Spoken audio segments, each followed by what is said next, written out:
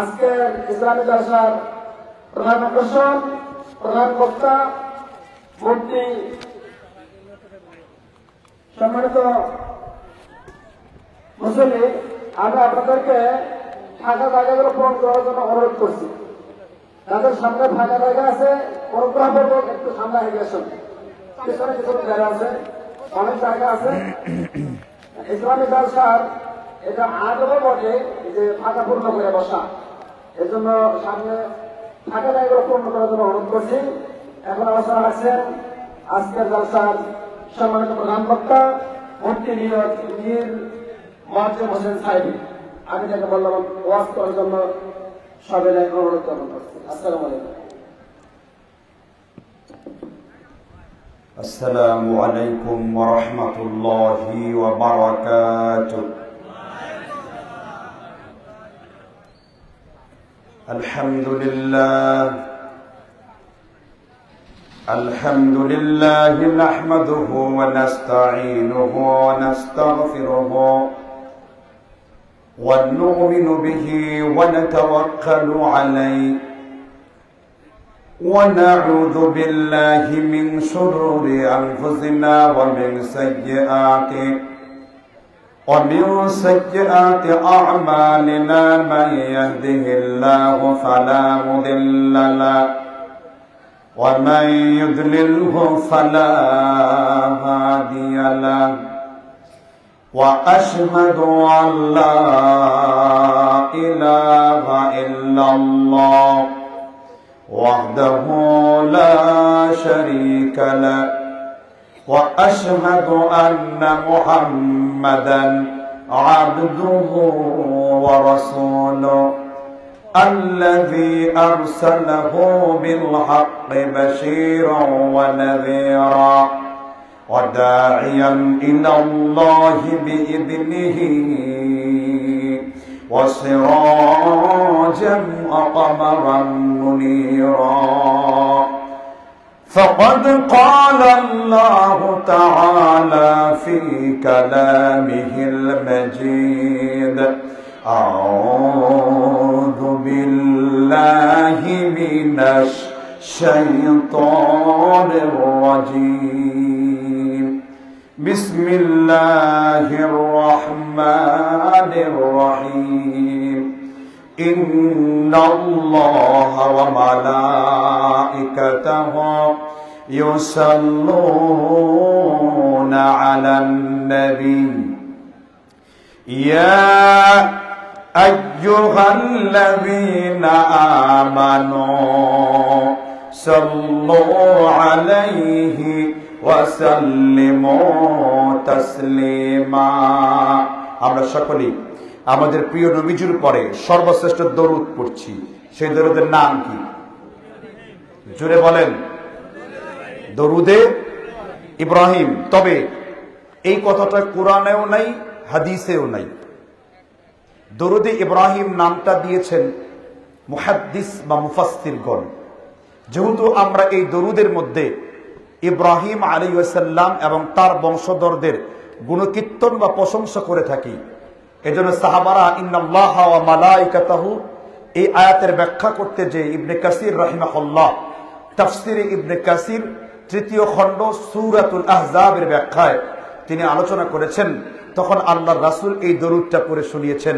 আল্লাহুম্মা, সবাই বলেন, আল্লাহুম্মা সাল্লি আলা মুহাম্মাদ ওয়া আলা আলি মুহাম্মাদ কামা সাল্লাইতা আলা ইব্রাহিম وعلى آل إبراهيم إنك حميد مجيد. এই দরুদটা হলো সকল দরুদের মধ্যে সর্বশ্রেষ্ঠ দরুদ, ঠিক কিনা বলেন? আমরা যত দরুদ পড়ি না কেন, এই দরুদের পূর্ণতা অন্য কোন দরুদ দিয়ে পৃথিবীতে কখনো হবে না, ঠিক না ঠিক? এই মাইকের আওয়াজ এই বাজারের যেই প্রান্ত পর্যন্ত পৌঁছবে, তাদের জন্য ওয়াজিব হলো যখন এই মাহফিলের আওয়াজ আপনার কান পর্যন্ত পৌঁছে গেছে, এখানে এসে উপস্থিত হওয়া। এখানে এসে উপস্থিত হলে আল্লাহ রহম দেবেন না বরকত দেবেন? দুইজনে আস্তে কথা বললেন, বাকিরা কি কারা শুনতে পান না নাকি? রব্বে কারীম আল্লাহ সুবহানাহু ওয়া তাআলা কোরআনুল কারীমে বক্তব্য দিয়েছেন। আল্লাহ তাআলা বলেছেন কোরআন কারীমে, যখন তোমাদের সামনে কোরআন হাদিসের কথাগুলোকে বক্তব্য করা হবে, সামি'না, তোমরা কোরআন হাদিসের কথাগুলোকে আগে শুনবে। কি জন্য শুনবে? আতানা, মানার জন্য শুনবে। আল্লাহ তাআলা কোরআন কারীমে বললেন, কোরআনের আয়াতগুলো শোনার পরে মানার জন্য চেষ্টা করলে, গুফরানাকা রাব্বানা, নিঃসন্দেহে আমি আল্লাহ, ইলাইকুম নাসির, আমি আল্লাহ তোমাদের গুনাহগুলোকে ক্ষমা করব। আল্লাহ বললেন কোরআন হাদিসের কথাগুলোকে আগে শুনেছো, তারপর মেনেছো, আমি আল্লাহ তোমাদের গুনাহগুলো ক্ষমা করে দিয়েছি। এজন্য এখানে যারা আল্লাহর কথাগুলো শুনছেন আর আনুগত্য করার জন্য মেনে নিয়েছেন, আল্লাহ বলছেন গুফরানাকা রাব্বানা ওয়া ইলাইকাল মাসির, আমি আল্লাহ তোমাদের গুনাহগুলোকেও ক্ষমা করে দিয়েছি। সুবহানাল্লাহ বলেন। তাহলে এখানে যারা আসতে পারেন নাই তারা কি সৌভাগ্যবান না দুর্ভাগ্যবান? আল্লাহর হাবিব মুহাম্মদ রাসূলুল্লাহ, আমার বক্তব্য নয়, আল্লাহর নবী মুহাম্মদ রাসূলুল্লাহ বলেছেন। এই হাদিসটি উল্লেখ রয়েছে মুসলিম শরীফের কিতাবুল ইলমের 14 নম্বর পৃষ্ঠা 1247 নম্বর হাদিস। আল্লাহর নবী বলেছেন, মান সালাকা তারিকান ইয়ালতাবিসু ফীহি ইলমান, আল্লাহর কোন বান্দা, আল্লাহর কোন বান্দি যদি ইলম অর্জন করার জন্য একটা পাকে আল্লাহর রাস্তায় বাড়িয়ে দেয়, আল্লাহর নবী বলেছেন ইলম অর্জন করার জন্য একটা পাকে আল্লাহর রাস্তায় বাড়িয়ে দিয়েছো, আল্লাহর নবী বলেন মান সালাকা তারিকান ইয়ালতাবিসু ফীহি ইলমান সাহালাল্লাহু লাহু তারিকান ইলাল জান্নাতি, আল্লাহর নবী বলেছেন ওই পাকে, যেই পাতা আল্লাহর দ্বীন শিখার জন্য, হাদিস শিখার জন্য, কোরআনের ইলম শিখার জন্য আল্লাহর রাস্তার দিকে বাড়িয়ে দিয়েছো, আমার আল্লাহ তোমার জন্য জান্নাতের রাস্তাকে সহজ করবেন। একটু জোরে জোরে বলেন না সুবহানাল্লাহ। এই জন্য আমরা এখানে বসে আছি জান্নাতের পরিবেশে না জাহান্নামের পরিবেশে। এই বক্তব্য মাইকের মাধ্যমে, ইথারের মাধ্যমে যেই জায়গা পর্যন্ত পৌঁছে গেছে, আল্লাহ সবাইকে কোরআন হাদিসের জন্য কবুল করেন না। কোরআন কারীমের 70টা আয়াতে আল্লাহ বলেছেন কলিলাম মা তুমিনুন, অল্প সংখ্যক লোক আল্লাহর প্রতি ঈমান আনয়ন করবে। কলিলাম মা তাশকুরুন, অল্প সংখ্যক লোক আল্লাহর শুকরিয়া জ্ঞাপন করবে। ইয়াসিনের মধ্যে রয়েছে বাল জাআহুম বিল হক ওয়া আকতারুহুম লিল হাক্কি কারিহুন, দুনিয়ার বেশিরভাগ লোকের কাছে যদি কোরআন হাদিসের কথাগুলোকে উপস্থাপন করা হয়, নবী বেশিরভাগ লোক কোরআন হাদিসের কথাগুলোকে মানবে না। এই যে আমরা বসে আছি, এটা আল্লাহর খাস রহমত এবং মেহেরবানি। মুসলিম শরীফের মধ্যে এসেছে, আল্লাহর কোন বান্দা যখন কোরআন হাদিসের বক্তব্য শোনার জন্য একটা জায়গায় সমবেত হয়ে যায়, আল্লাহর নবী বলেছেন ওই জায়গাটা ফেরেশতারা নূরের পরক দিয়ে তাদেরকে ঘেরাও দিয়ে থাকে। আপনার ডান দিকে একদল ফেরেশতারা এই দোয়া করছে, আল্লাহুম্মা গফির লাহু ওয়ারহামহু, রব্বে কারীম, তোমার কোরআন হাদিসের কথাগুলোকে শোনার জন্য তোমার যেই গোলামরা এখানে বসে আছে, তুমি তাদের গুনাহগুলোকে মাফ করে দাও, তুমি তাদের গুনাহগুলোকে ক্ষমা করে দাও, আল্লাহর কাছ থেকে তাদের জন্য রহমতের বৃষ্টি বাড়ি দ্বারা নাজিল করে দাও। এই জন্য যেই ব্যক্তি এখানে বসে আছেন তাদের উপর আল্লাহর রহমতের বাড়ি দ্বারা অবতীর্ণ হচ্ছে। যদি বলেন ঠিক না? ঠিক। তাহলে এই বাগানটা সাধারণ কোনো বাগান, মামুলি কোনো বাগান? এখনো পর্যন্ত বাজারে যেই সব লোক দাঁড়িয়ে আছে, এই মাহফিলের আওয়াজ যাওয়ার পরে ওই মেলার মধ্যে খেলা করছে, আল্লাহর কসম করে বলি এই মাহফিল করে জাহান্নামে যেতে হবে। কেন? আপনারা মাহফিল দিয়েছেন কিসের জন্য? কার সন্তুষ্টির জন্য? আর বাজারে যে যে মেয়ে মানুষের ঢল নেমেছে, সহি ওরস পালন করছে, এটা হিসাব দিবে কোথা থেকে আপনি? হ্যাঁ, কোথা থেকে দেবেন? এই জন্য মাহফিল আপনি বাজার রাখবেন, আপনি মেলা রাখবেন, তবে সেই মেলাগুলো হলো বিশুদ্ধ আলেম ওলামাদের বইয়ের মেলা, যারা দুইটা বই কিনে সে তার জীবনকে পরিবর্তন করতে পারে। ঠিক না? ঠিক দিতে পারে। কিন্তু এই মেলা দিলে তো বিড়িখোররা বিড়ি খাবে, প্রেমবাজরা প্রেমের তালিকা নিয়ে প্রেমিকাকে সেইখানে ডেট করতে আসবে। ঠিক না? ঠিক দিতে পারেন। আপনার খোঁজ নিয়ে দেখেন এই দুর্বৃত্তকারীরা এই কাজগুলো করছে। ঠিক না? ঠিক। এই জন্য আপনারা যারা কোরআন হাদিসের কথা যারা দাঁড়িয়ে আছেন, আল্লাহর ওয়াস্তে বলছে এখানে বসে পড়েন। আমি আল্লাহর রহমতের কামনা করছি, আর আল্লাহর বাগানে বসলে সেখানে রহমত আসবে। জুড়ে বলেন ঠিক না? ঠিক। আমাদের আজকের নান্দিয়াপাড়া তালপট্টি জামে মসজিদের উদ্যোগে বার্ষিক ইসলামী জলসা, সোনাহাটা উচ্চ বিদ্যালয়ের মাঠ প্রাঙ্গণ, দনুদ, বগুড়া। সভাপতিত্ব করছেন প্রভাষক মোহাম্মদ আতাউর রহমান সাহেব এবং আজকের সম্মানিত প্রধান অতিথি জনাব ফজলে খোদা তুহিন, তিনি সভাপতি নিমগাছি ইউনিয়ন বিএনপি। আজ আমার পূর্বে আলোচনা করেছেন মাওলানা মোহাম্মদ মুস্তফা বিন তবিবুর রহমান, এর আগে আলোচনা করেছেন মাওলানা মোহাম্মদ সুলতান মাহমুদ। আল্লাহ তাআলা সকলের আমল আলোচনাগুলোকে কবুল করে নিন, বলেন আমিন। কোরআন হাদিসের কথা যতক্ষণ পর্যন্ত হবে, প্রথম থেকে শেষ পর্যন্ত শুনতে রাজি আছেন? কে কে হাত তুলে দেখান? হাত তুলছেন তো সবাই? হাত নামান। বলেন, মুনাফিকের প্রধান আলামত কয়টা? এটা আমলগত। কি গত? আমলগত। মুনাফিক দুই রকম, একটা হলো ইতিকাদি, আকীদাগত, আর একটা হলো আমলি মুনাফিক, আমলগত। মুনাফিকের মোট বৈশিষ্ট্য কোরআন এবং হাদিসে 41টা রয়েছে। কয়টা বৈশিষ্ট্য? সূরা মুনাফিকুনে আল্লাহ তাআলা মুনাফিকের 27টা বৈশিষ্ট্য উল্লেখ করেছেন। কোন সূরাতে? সূরা মুনাফিকুন। আর হাদিসের মধ্যে আসছে মুসলিম শরীফের, বুখারী মুত্তাফাকুন আলাই, ফাতহুল বারী প্রথম খণ্ড 43 পৃষ্ঠা, যে মুনাফিকদের প্রধান আলামত হলো তিনটি। ইদা হাদ্দাসা কাযাবা ওয়া ইদা ওয়াদা আখলাফা, যখন তারা ওয়াদা করবে ওয়াদা ভঙ্গ করবে, আর যখন তারা কথা বলবে কথায় কথায় মিথ্যা কথা বলবে। ঠিক না? ঠিক জুড়ে বলেন। আর যখন তারা ওয়াদা করবে, কি ওয়াদা করবে? এখন আপনারা এখানে বসে কাকে ওয়াদা করেছেন? জোরে বলেন। আল্লাহর নাম নিতে এত দুর্বলতা আপনাদের? শেখ হাসিনা আসবে নাকি ঠুস করে? আল্লাহর নাম নিলে 144 দেবে। জোরে চিল্লায় বলেন, আপনারা এখানে কার জন্য বসেছেন? আল্লাহর জন্য। ঠিক না? ঠিক জোরে বলেন। আর আল্লাহর রাসূল সাল্লাল্লাহু আলাইহি ওয়াসাল্লামের হাদিসটা আপনাকে শুনিয়েছি। এবারে হাত তোলা লোকগুলো যদি এখান থেকে বিনা কারণে বের হয়ে যায়, তো তার জন্য একটা হাদিস আপনার জন্য ওয়াফ করতে চাই, শুনবেন কিনা? আল্লাহর হাবিব বলেছেন, বিশ্বনবী মুহাম্মদ সাল্লাল্লাহু আলাইহি ওয়াসাল্লাম তিনি বক্তব্য করেছেন, লিকুল্লি কাবিরিন লাওয়াউন ইয়াউমাল কিয়ামা।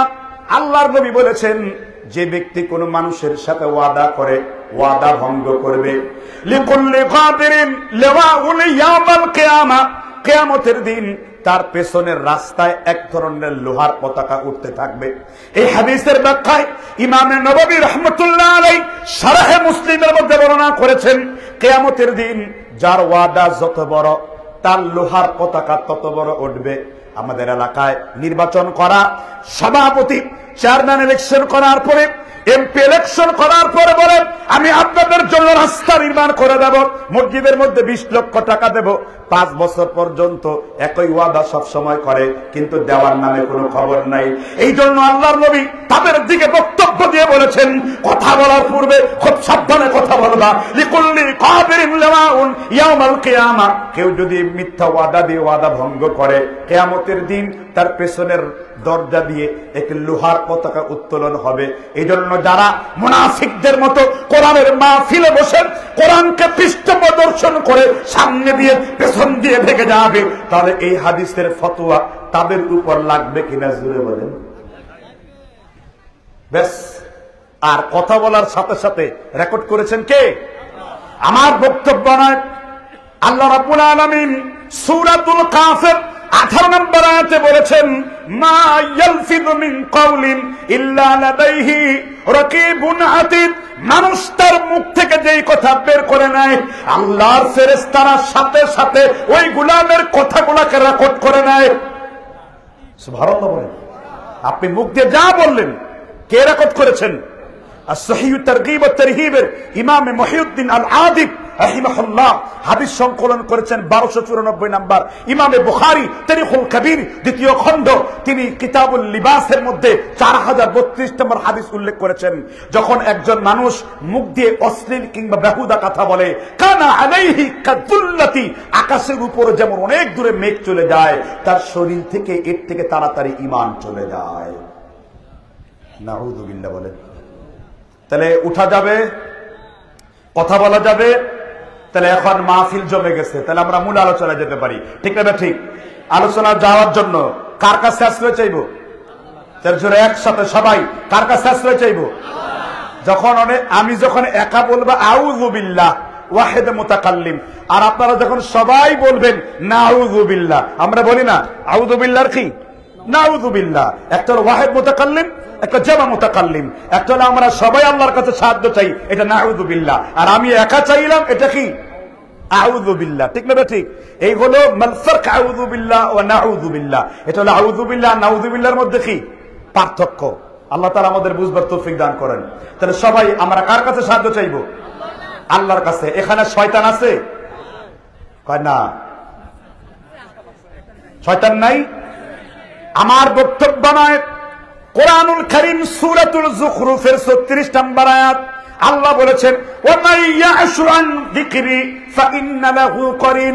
যে ব্যক্তি আল্লাহর জিকির থেকে গাফেল হয়ে যায়, ফাহুয়া লাহু করিনুন, আমি আল্লাহ তাদের সাথে কারিন নামের শয়তান যুক্ত করে দেই। এবার সাহাবারা বলে, ইয়া রাসূলুল্লাহি, কারিন নামের শয়তান সেটা আবার কি জিনিস? আল্লাহর নবী বলেন, এমন কোন আদম সন্তান নেই জন্মাবার সাথে সাথে তাকে 2 আঙ্গুলে খোঁচা মারে নাই। শুধুমাত্র 2 জনকে শয়তান 2 আঙ্গুলে খোঁচা মারে নাই। এর মধ্যে একজন হলো ঈসা রুহুল্লাহ আলাইহি ওয়াসাল্লাম, এর মধ্যে আরেকজন হলো তার মা মারিয়াম আলাইহি ওয়াসাল্লাম। এই 2 জন ব্যক্তিকে জন্মাবার সময় শয়তান তাকে 2 আঙ্গুলে খোঁচা মারে নাই। আর প্রত্যেক ব্যক্তির সাথে শয়তান আছে। এবার সাহাবারা বললেন, ইয়া রাসূলুল্লাহি, আপনার সাথেও কি শয়তান আছে নাকি? আল্লাহর নবী বলেছেন, হ্যাঁ, আমার সাথেও শয়তান ছিল, কিন্তু হুনাইনের যুদ্ধে আমার শয়তান ইসলাম গ্রহণ করে ফেলেছে। তোমরা এমন নবীকে পেয়েছো যেই নবীর শয়তান পর্যন্ত ইসলাম গ্রহণ করেছে। সুবহানাল্লাহ।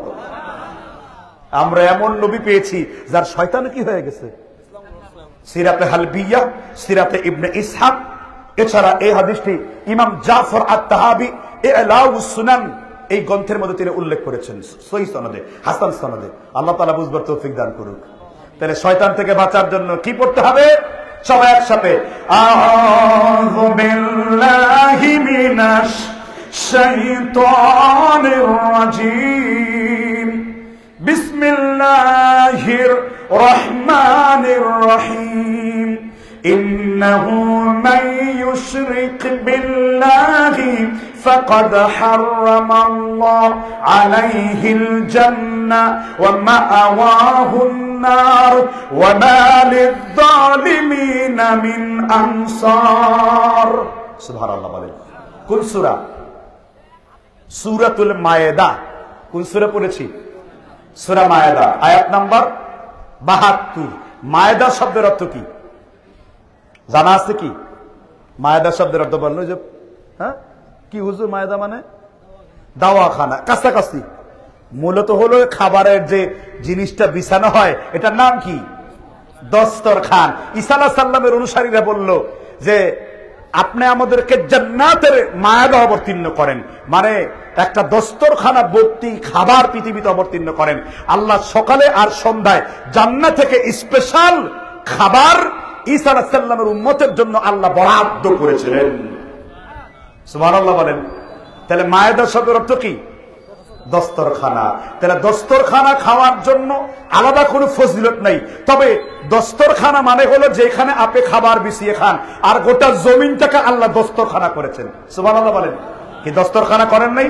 যেখানে খাবার দেওয়া হয়। আল্লাহ জমিনে খাবার দেন না? কোরআনে আল্লাহ আলোচনা করেছেন সূরা আল বাকারার 19 নম্বর আয়াতের পরে, আল্লাযী জাআলা লাকুমুল আরদা ফিরাশ, আমি আল্লাহ জমিনকে তোমাদের জন্য বিছানা বানিয়েছি, আর ছাদকে তোমাদের জন্য, আকাশকে তোমাদের জন্য ছাদ বানিয়েছি, আর ছাদ থেকে চুইয়ে চুইয়ে বৃষ্টি তোমাদের জন্য জমিনে নাজিল করেছি, আর জমিনের এই বৃষ্টির পানি দিয়ে কি করেছি?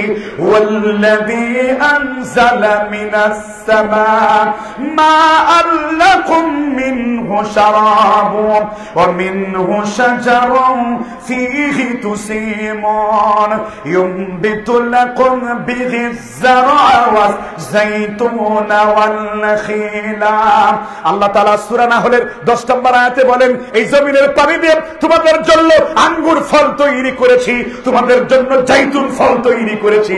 সূরা হাদীদে আল্লাহ আলোচনা করেছেন 75 নম্বর আয়াতে, কামাসালি গায়সিন আ'জাবাল কুফফার নাবাতুহু, আমি আকাশ থেকে এই জমিনের কৃষকদের জন্য এক পশলা বৃষ্টি আমি জমিনে যখন নাজিল করেছি, প্রচন্ড ফেটে গেছে, কোথাও পানি নাই, পানির জন্য হাহাকার। এক ফোঁটা বৃষ্টি যখন জমিনে নাজিল করেছি, আমি আল্লাহ দুনিয়ার সব কৃষকদের অন্তরটা আনন্দে ভরিয়ে দিয়েছি। কে উল্লেখ করেছেন? আল্লাহ। কোরআনের তাফসীর বুঝতে হলে কিছুটা জ্ঞান প্রয়োজন, আর আল্লাহ সবার কলবকে কোরআনের জন্য প্রয়োজন, কোরআনের জন্য না। একমাত্র কোরআনকে যে ভালোবাসবে, কোরআন এর পক্ষে যে থাকবে, রাসূল বলেছেন তাফসীর রুহুল মানি, ইমাম মুহাম্মদ আলুসি আল বাগদাদি 17 খণ্ড 144 পৃষ্ঠায় হাদিস দ্রষ্টব্য করেছেন। রাসূলুল্লাহ সাল্লাল্লাহু আলাইহি ওয়াসাল্লাম বলেছেন, মান ক্বালা বিহি সাবাকা, যে ব্যক্তি কোরআন দিয়ে কথা বলেছে, এই জমিনে সে সত্য কথা বলেছে। সুবহানাল্লাহ বলেন। ওমান হাকিমা বিহি আদিলা, আর যে ব্যক্তি কোরআন দিয়ে জমিনে ন্যায় বিচার প্রতিষ্ঠিত করেছে, চুরি করলে, ডাকাতি করলে, যাকাত ভিত্তিক সমাজ ব্যবস্থা, অন্যায় অসত্যের বিরুদ্ধে, চাঁদাবাজদের বিরুদ্ধে, দুর্নীতিবাজদের বিরুদ্ধে সব জায়গায় কোরআন তোমাদের জন্য একমাত্র ন্যায় বিচার করেছে। দুনিয়ার কোন তন্ত্রমন্ত্র মানুষের জন্য ন্যায় বিচার করতে পারে নাই। যারা ঠিক বলেন নাই তাদের ঈমানের সমস্যা আছে।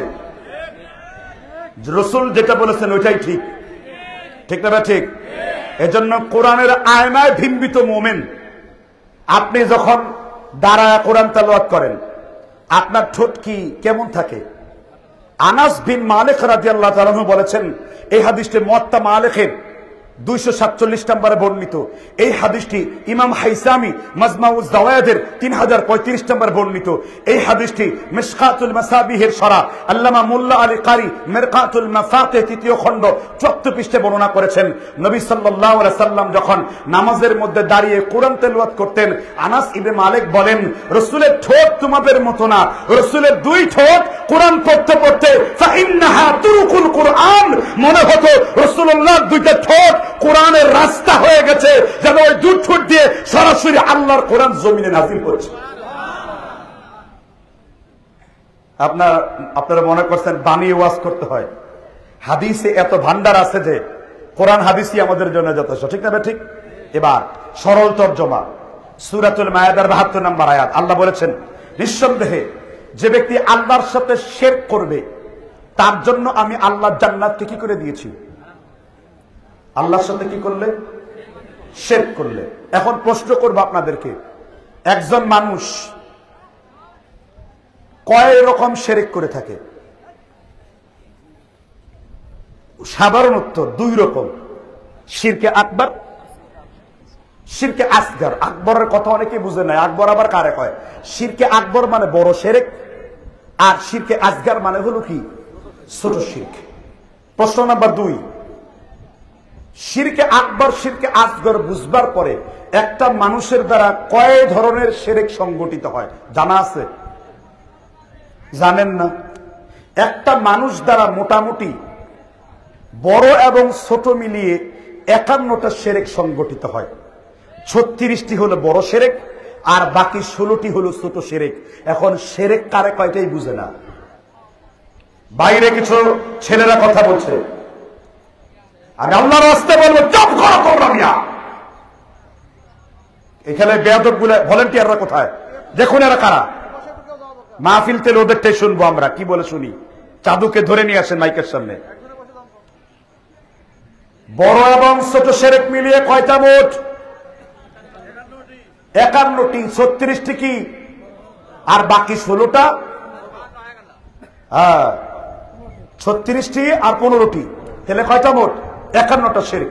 এখন প্রশ্ন হলো, এই শিরক সম্পর্কে আপনাদের ধারণা আছে কি? শিরক করলে জান্নাতে যাবেন না জাহান্নামে যাবেন?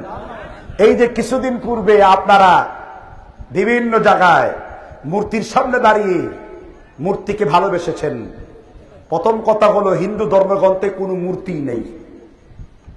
চ্যালেঞ্জ রইল। শ্রীমদ্ ভগবদ গীতা মন্ত্র নাম্বার 45 উল্লেখ করেছে, না তস্তে প্রতিমা আস্তে, ভগবানের কোন ছবিও নাই, ভগবানের কোন মূর্তিও নাই।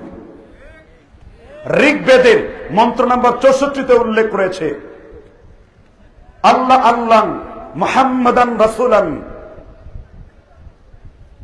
মুরসালুন, আল্লাহ এক, মুহাম্মদ নামের একজন নরসংসা আসবেন, তিনি মরুভূমিতে গোসল করবেন এবং একটি কিতাব পড়িয়া তিনি জনগণকে অন্ধকার মুক্ত করবেন। কোরআন খোলেন, ইয়াতলু আলাইহিম আয়াতিহি ওয়া ইউযাক্কিহিম, তিনি তার জমিনের বান্দাদেরকে কোরআন দিয়ে পবিত্র করবেন। সুবহানাল্লাহ। শ্রী শ্রী রবিশঙ্কর, যিনি ভারতবর্ষের সবথেকে বড় দায়ী হিন্দুস্তানের, মানে হিন্দুদের ইসকনের পণ্ডিত, তিনি জাকির নায়েকের সাথে বক্তব্য দিয়েছিলেন। সেই প্রোগ্রামে 1,96,000 প্রায় 2 লক্ষ লোকের উপস্থিতিতে সেখানে 1600 হিন্দু ইসলাম গ্রহণ করেছিল। জাকির নায়েক শ্রীমদ ভগবত গীতা থেকে 230 জায়গায় আমার নবী মুহাম্মদ রাসূলুল্লাহর তাওহীদের বাণীকে শুনিয়েছিল এবং আমার নবী শেষ নবী হিসেবে স্বয়ং হিন্দুদের 18টা কিতাবের মধ্যে রাসূলকে শেষ নবী হিসেবে স্বীকৃতি দেওয়া হয়েছে। তাহলে আপনারা মূর্তি পূজার কাছে গেলেন কেন? মূর্তি পূজা একটা বড় শিরক। আমি আমার নিজে থেকে বক্তব্য দিব না। যদি এমন কাজ কেউ করে থাকেন তওবা করা জরুরি। ঠিক না? ঠিক। হাদিস শুনিয়ে দিন নাকি? কোন কিতাবে? 1 নাম্বার বুখারীতেও আছে, মুসলিমেও আছে, মুত্তাফাকুন আলাই। এই হাদিস মুসনাদ আহমদের 10ম খণ্ডের 15075 নম্বরে উল্লেখ করেছে। নবী সাল্লাল্লাহু আলাইহি ওয়াসাল্লাম বলেছেন, লা তাকুমুস সাআহ, ওই পর্যন্ত দুনিয়ায় কিয়ামত হবে না। কোন পর্যন্ত? লা তাকুমুস সাআহ, ওই পর্যন্ত কিয়ামত হবে না। কোন পর্যন্ত? হাত্তা তালহাকা কবাইলু মিন উম্মতি বিল মুশরিকিন, যে পর্যন্ত আমার উম্মতের মুসলমানেরা মুশরিকদের সাথে মিলিত না হবে। কাদের সাথে মিলিত হবে? মুশরিকরা মূর্তি পূজা করবে, এরাও মূর্তি পূজা করবে। মুশরিকরা পহেলা বৈশাখের নামে মঙ্গল প্রদীপ শোভাযাত্রা তৈরি করবে, এরাও তাদের সাথে মিলে তাই করবে। যেমন বলেছেন, শিবরান বিশিবরিন যিরাআন বিযিরাইন হাত্তা লাউ দাখালু ফি হুজরি দাব্বিন। আল্লাহর হাবিব বলেছেন, আমার উম্মতের মুসলমানেরা মুশরিকদেরকে এইভাবে অনুসরণ করে চলবে যেমন আঙ্গুলে আঙ্গুলে ভাজে ভাজে অনুসরণ করে। হাত্তা লাউ দাখালু ফি হুজরি দাব্বিন, একটা ভুঁইসাপ যেমন গর্তের মধ্যে ঢুকে পড়ে, আমার উম্মতের শেষ দিকের কিছু কাফের কিংবা মুশরিকদের দালালেরা তারা সেই রকম ভাবে ঢুকে পড়বে। তারা যেইভাবে খাবে তারা ওইভাবে খাবে, তারা যেইভাবে চলাফেরা করবে তারা ওইভাবে চলাফেরা করবে। তাদের প্রেসক্রিপশন হবে যেমন রাসূল বলেছেন, হাত্তা লাউ দাখালু ফি হুজরি দাব্বিন, ভুঁইসাপ যেমন গর্তের মধ্যে ঢুকে পড়ে, কিয়ামতের পূর্বে আমার উম্মতের মুসলমানেরা মুশরিকদের সাথে মিলিত হবে। এইখানে যদি আমার নবী কথা বলে বন্ধ করতেন আমি বন্ধ করতাম। তারপরে আমার নবী বলেছেন, হাত্তা তা'বুদাল আওতান, শেষ পর্যন্ত আমার উম্মতের মুসলমানেরা মূর্তি পূজা করবে। কি পূজা করবে? বলেছেন মুহাম্মদ, কথা বলে না করো, বলেছেন মুহাম্মদ, বানিয়ে কথা বলেছি। বুখারীর দলিল দিয়েছি, মুসলিমের দলিল দিয়েছি, মুসনাদ আহমদের দলিল দিয়েছি, নাম্বার বলেছি, আরবি বলেছি, বাংলা অনুবাদ করেছি। এটাকে বোঝার জন্য কবি নজরুলের একটা কবিতা বুঝতে হবে আপনাদেরকে। শোনাবো নাকি? তিনি বলেছিলেন, তাওহীদের হে চির সেবক ভুলে গিয়েছো তাকবীর, দুর্গার নামের কাছাকাছি প্রায় দুর্গায় গিয়ে লুটাও শির। ওদের যেমন রামনারায়ণ তোমার তেমনি মানিক পীর, ওদের কলা চাউলের সঙ্গে মিশে গেল পীরের ক্ষীর। কে বলছেন? কোন? তার বই সঞ্চিতা 42 নম্বর পৃষ্ঠার কবিতা। কি লিখেছেন? তাওহীদের হে চির সেবক ভুলে গিয়েছো তাকবীর, দুর্গার নামের কাছাকাছি প্রায় দরগায় গিয়ে লোটাও শির। ওদের যেমন রামনারায়ণ তোমার তেমনি মানিক পীর, ওদের কলা চাউলের সঙ্গে মিশে গেল পীরের ক্ষীর। ওরা দুর্গা তোমরা দরগা, ওরা কালী তোমরা আলী। আছে না নাই? আমার দেশের লোকেরা এক শ্রেণীর ভণ্ড মাজার পূজারী, কবর পূজারী। আছে না নাই? কিছুদিন পূর্বে আমার সাথে মাজার পূজারীর বাহাস হয়েছিল, দেখছেন তো? তাকে দলিল দিয়ে পুঁতে দিয়েছেন, তো একটা প্রশ্নের উত্তর দিতে পারেন নাই। সেই প্রসঙ্গে আর আমি কথা বলতে যাচ্ছি না। নিজের কথা নিজে প্রশংসা করা বাতুলতা। আমাদের দেশের এক শ্রেণীর বক্তারা উঠেই বিভিন্ন নিজের প্রশংসা। ভাই কোরআন নাই, হাদিস নাই, বক্তব্য দিতে হয় কার মাধ্যমে? সেটা আল্লামা সাঈদীকে দেখো, অপ্রাসঙ্গিক কথা জাতির সামনে খুব কমই বলেছেন। ঠিক না? ঠিক যেটা বলেন, খালি কণ্ঠ নকল আর সুরবাজি। এলেম তো নিতে পারো নাই মিয়া। আল্লাহ বুঝবার তৌফিক দান করুন, বলেন আমিন। তাহলে শেষ জামানার লোকরা শেষ পর্যন্ত কি করবে? মূর্তি পূজা করবে। মূর্তি পূজা করেন আপনারা? কয় আমরা মুখ দিয়ে বলি না আমরা মূর্তি পূজা করি না, কিন্তু ঘরের মধ্যে ঢুকলেই নেতার ছবি, এক নেতা জনক আরেক নেতা ঘোষক। আর আল্লাহর নবী মুহাম্মদ রাসূলুল্লাহ বলেছেন, লা তাদখুলুল মালাক কালবুন ওয়ালা তুসাবিরুন। মুসনাদ আহমদ মিশকাতুল মাসাবি 3020 নম্বর হাদিস। ওই ঘরে রহমতের ফেরেশতা প্রবেশ করে না যেই ঘরে কোনো মূর্তি কিংবা ছবি থাকে।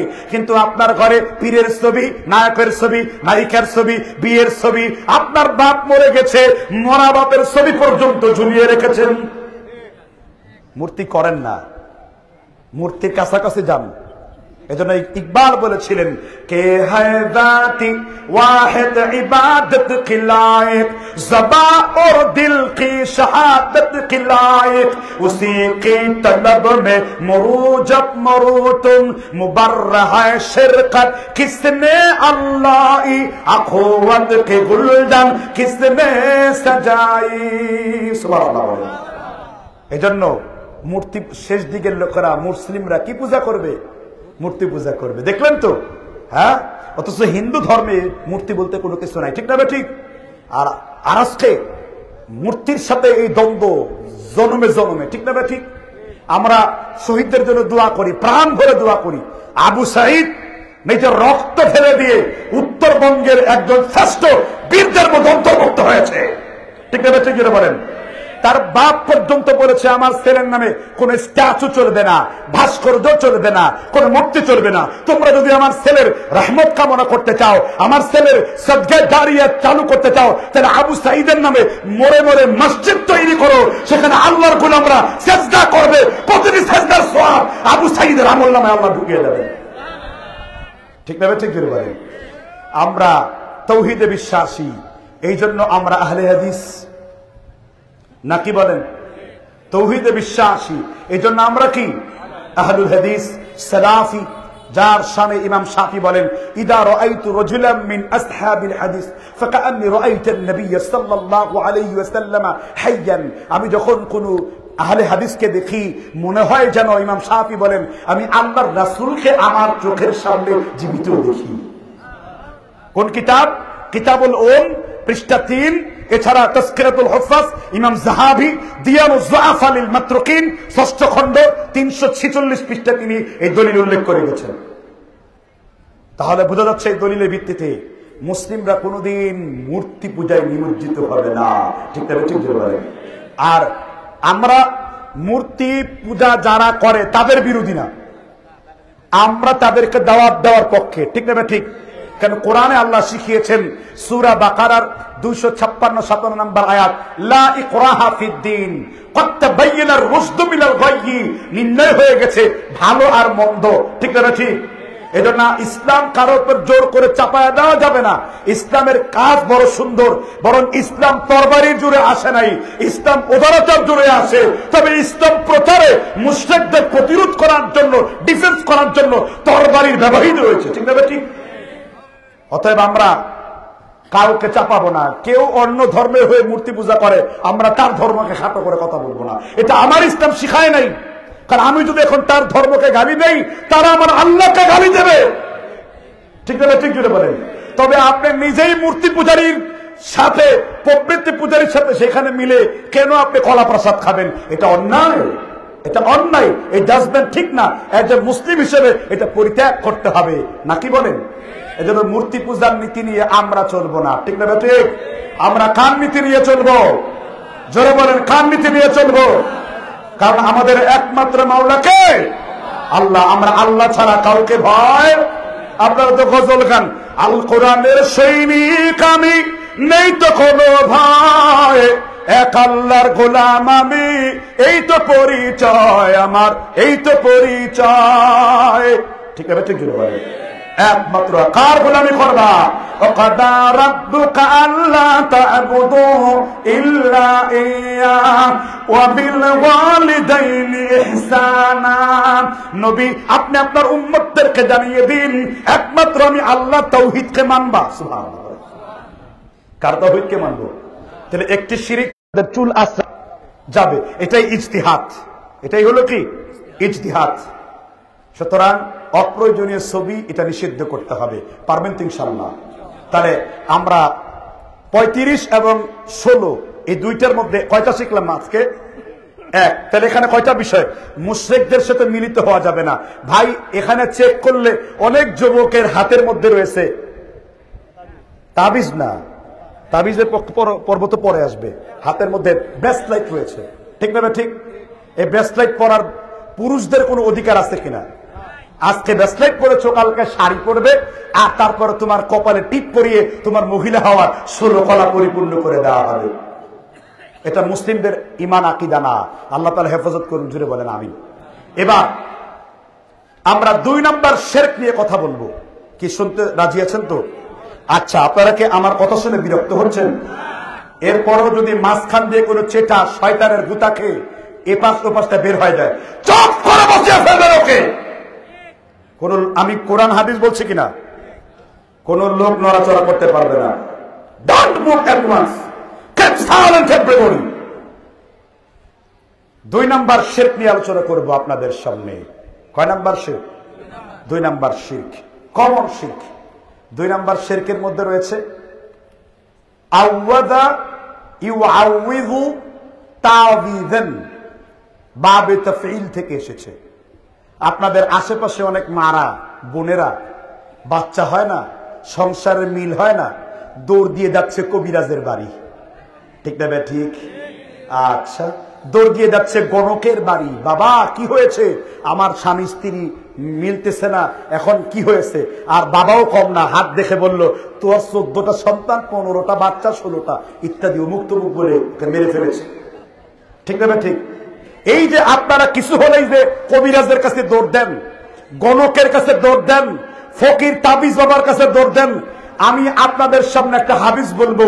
এই হাদিসের পরে এখানে অনেক ব্যক্তি মুশরিক হয়ে যাবে, বলবো কিনা?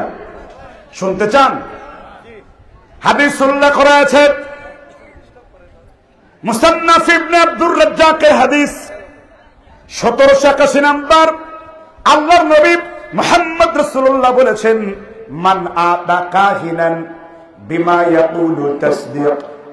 কেউ যদি কোনো গণক কিংবা কেউ যদি কোনো কবিরাজের বাড়ির দিকে গেল, মান আতা কাহিনান বিমা ইয়াকুল তাসদিক, আর গণক কবিরাজ যা বলল সেটা বিশ্বাস করলো, আল্লাহর নবী বলেছেন ওই ব্যক্তি আল্লাহর নবীর উপর যা নাজিল হয়েছে তা অস্বীকার করলো। আল্লাহর নবী তারপর বলেছেন ফাকাদ কাফারা। যে ব্যক্তি কোন গণকের কাছে গেল, কবিরাজের কাছে গেল, আর গণক যা বলল সে বিশ্বাস করলো, মা বোনদের কান পর্যন্ত যদি আমার নবীর হাদিস তোমার কাছে পৌঁছে যায়, এই বক্তব্য যদি কোন ইয়াং কোন নবীর কান পর্যন্ত পৌঁছে যায়, আমার নবীর হাদিসটাকে তুমি ভালো করে আমল করবা। আমার নবী বলেছেন মান আতা কাহিনান বিমা ইয়াকুলু তাসদিক ফাকাদ কাফারা। যে ব্যক্তি কোন গণকের বাড়িতে কিংবা কবিরাজের কাছে গেল, হাত দেখালো কিংবা কোনো কিছু বলল, আর সে যা বলল তা বিশ্বাস করলো, আল্লাহর নবী বলেছেন ওই ব্যক্তি সাথে সাথে কাফের হয়ে গেল।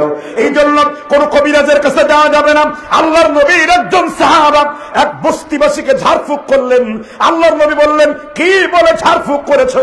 ক্বালা আ'রিদু আলাইয়া রুকাকুম, তোমার রুকিয়াটা আমার সামনে পেশ করো। এবার আবু সাঈদ খুদরি রাদিয়াল্লাহু তাআলা আনহু বললেন, আলহামদুলিল্লাহি রাব্বিল আলামিন আর রহমানির রহিম। আল্লাহর নবী সূরা ফাতিহা শেষ হওয়ার পরে বললেন, লা বাসা শিরকুন, তোমার ঝাড়ফুঁকে কোনো শিরকি কথাবার্তা নাই। আল্লাহর নবী, আমি এই ঝাড়ফুঁকের বিনিময়ে 30টা ছাগল নিয়েছি, এটাকে আমার জন্য হালাল নাকি? আল্লাহর নবী বলেছেন, ও আবু সাঈদ খুদরি রাদিয়াল্লাহু আনহু, ঝাড়ফুঁকের বিনিময়ে 30টা ছাগল নিয়েছো, আমি রাসূলুল্লাহর জন্য একটা ভাগ রেখে দাও। কারণ কোরআন এর বিনিময়ের ব্যাপারে যদি কেউ প্রথম কোরআনের বিনিময় খেয়ে থাকে, আমি আল্লাহর নবী সর্বপ্রথম কোরআনের বিনিময় গ্রহণকারী। রাসূল সর্বপ্রথম কোরআনের কি নিয়েছেন? বিনিময় নিয়েছেন। কয়টা ছাগল? 30টি ছাগল। আর রাসূল সাল্লাল্লাহু আলাইহি ওয়াসাল্লাম বিনিময় নিয়েছেন, বড় একটা ভাগ আমার জন্য দাও। এজন্য ইহুদিদের প্রথম হামলা হলো, মাদ্রাসায় পড়ো না, ওখানে পড়লে কানা ল্যাংরা ভঙ্গুর শয়তানের লেঙ্গুর হবে।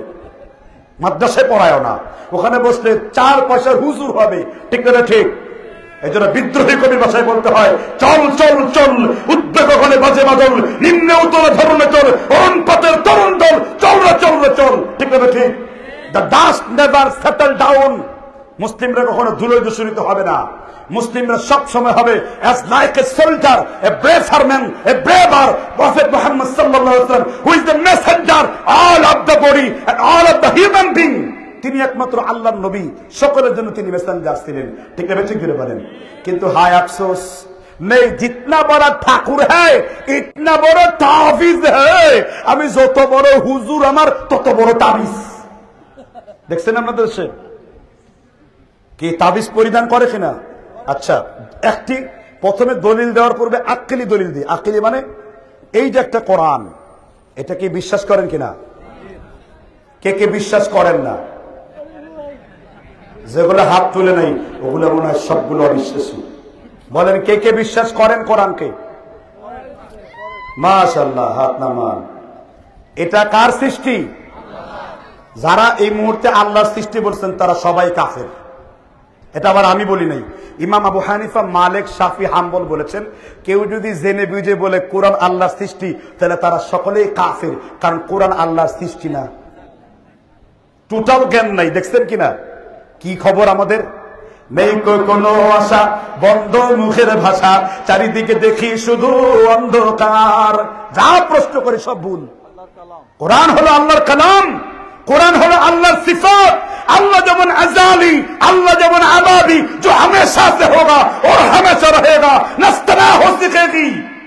আল্লাহ যেমন কোন ক্ষয় নাই, আল্লাহর যেমন কোন লয় নাই, আল্লাহর গুণের যেমন কোন পরিবর্তন নাই, কোরআন ওইরকম পরিবর্তন নাই। সুবহানাল্লাহ বলেন।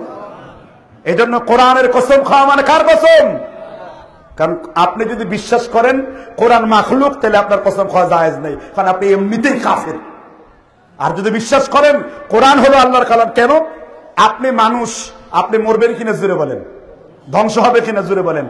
আর সমুদ্র ধ্বংস হবে কিনা জুড়ে বলেন?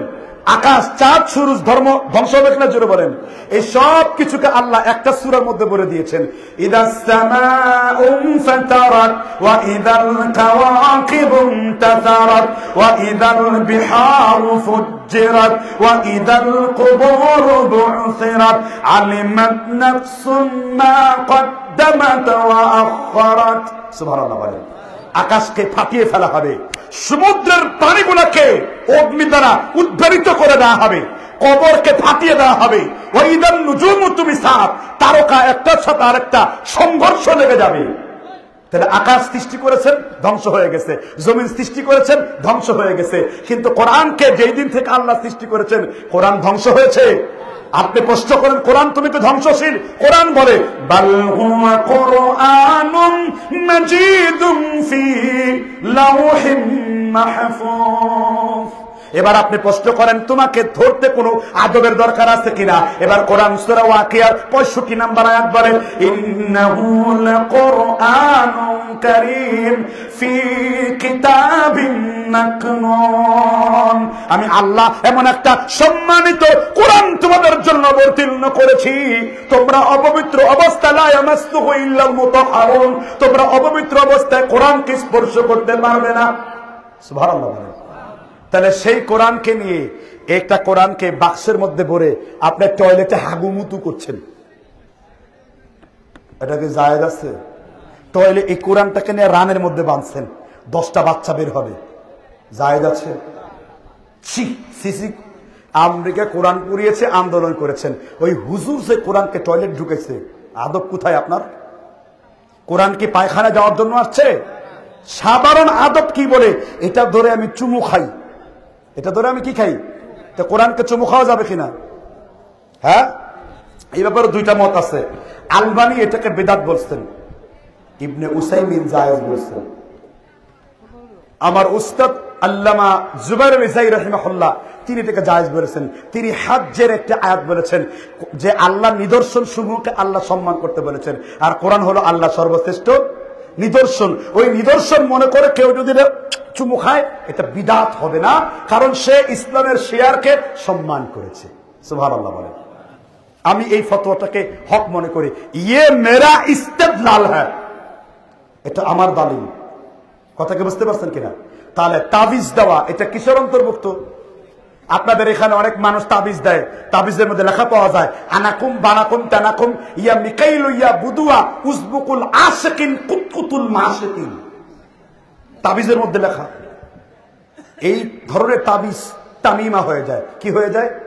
তামিমা। তামিমা মানে ওই স্পষ্ট লেখা বা কালামকে বলা হয়। আর তাবিজ বলা হয় কোরআনের আয়াত বা হাদিসের দোয়াকে। কেউ যদি তাবিজ লটকায়, তো এখানে বেশিরভাগ লোক এই এলাকার কোন মাযহাবের অনুসারী? আশেপাশে কারা আছে? আমি একজন হানাফি। আমি একজন কি? আমি কিন্তু একজন কি? হানাফি। তো এখানে অনেক হানাফি আছেন না?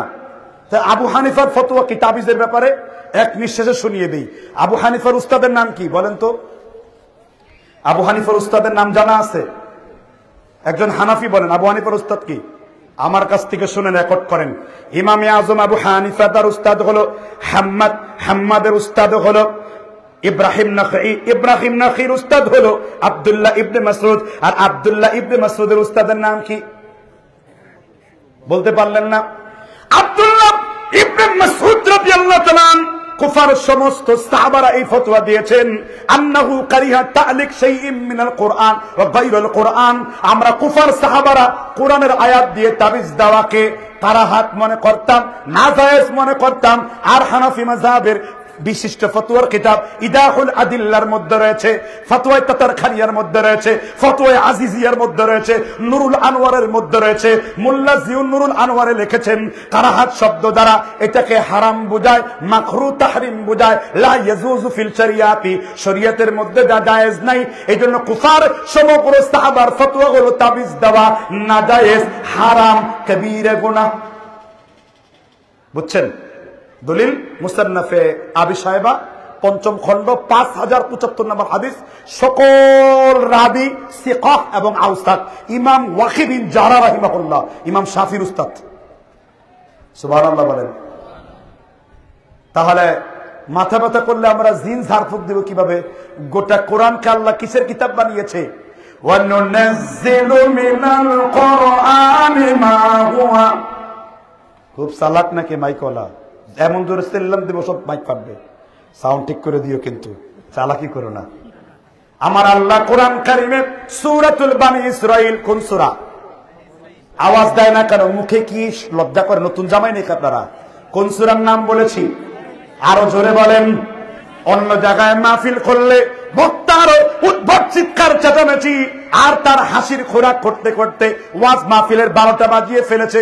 আপনি যদি আমার সাথে ঠোঁট মিলিয়ে কোরআনের একটা অক্ষর তেলাওয়াত করেন, কিংবা আপনি যদি একটা হাদিসও জানতে পারেন, কিংবা আপনি যদি একটা হাদিস জানার পরে নিজের ইলম এবং আমলকে প্রণীত করতে পারেন, আল্লাহর জন্য এই মাহফিলটা আল্লাহর সন্তুষ্টির জন্য যথেষ্ট। কেননা আমার নবী মুসলিম শরীফে ইরবাজ বিন সারিয়াতা বর্ণনা করেছেন, মান দাল্লা আলা খায়রিন ফালাহু মিসলু আজরি ফাইলি। কেউ যদি একটা ভালো কাজের প্রচলন করে, আর যতজন ব্যক্তি এই ভালো কাজটা করবে, প্রত্যেক ব্যক্তির আমল নামার একটা অংশ যেই ব্যক্তি চালু করেছে ওই ব্যক্তির আমল নামায় আল্লাহ যোগ করে দেবেন। একটু জোরে জোরে বলেন না সুবহানাল্লাহ।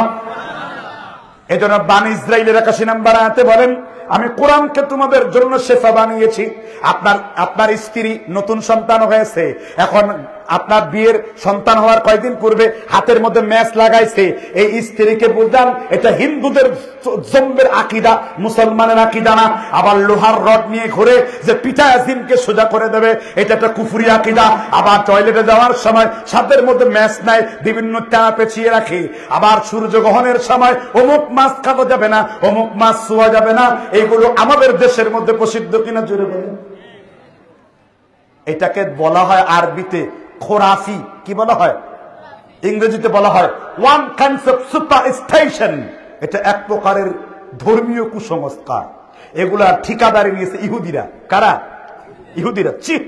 কল্যাণ অকল্যাণ মেসকাতির মধ্যে নেই, লাঠির মধ্যে নেই। তোমার সারে জাহানের কল্যাণ অকল্যাণ কার হাতে? কোন সূরায় আছে? এটা বলতে পারে না।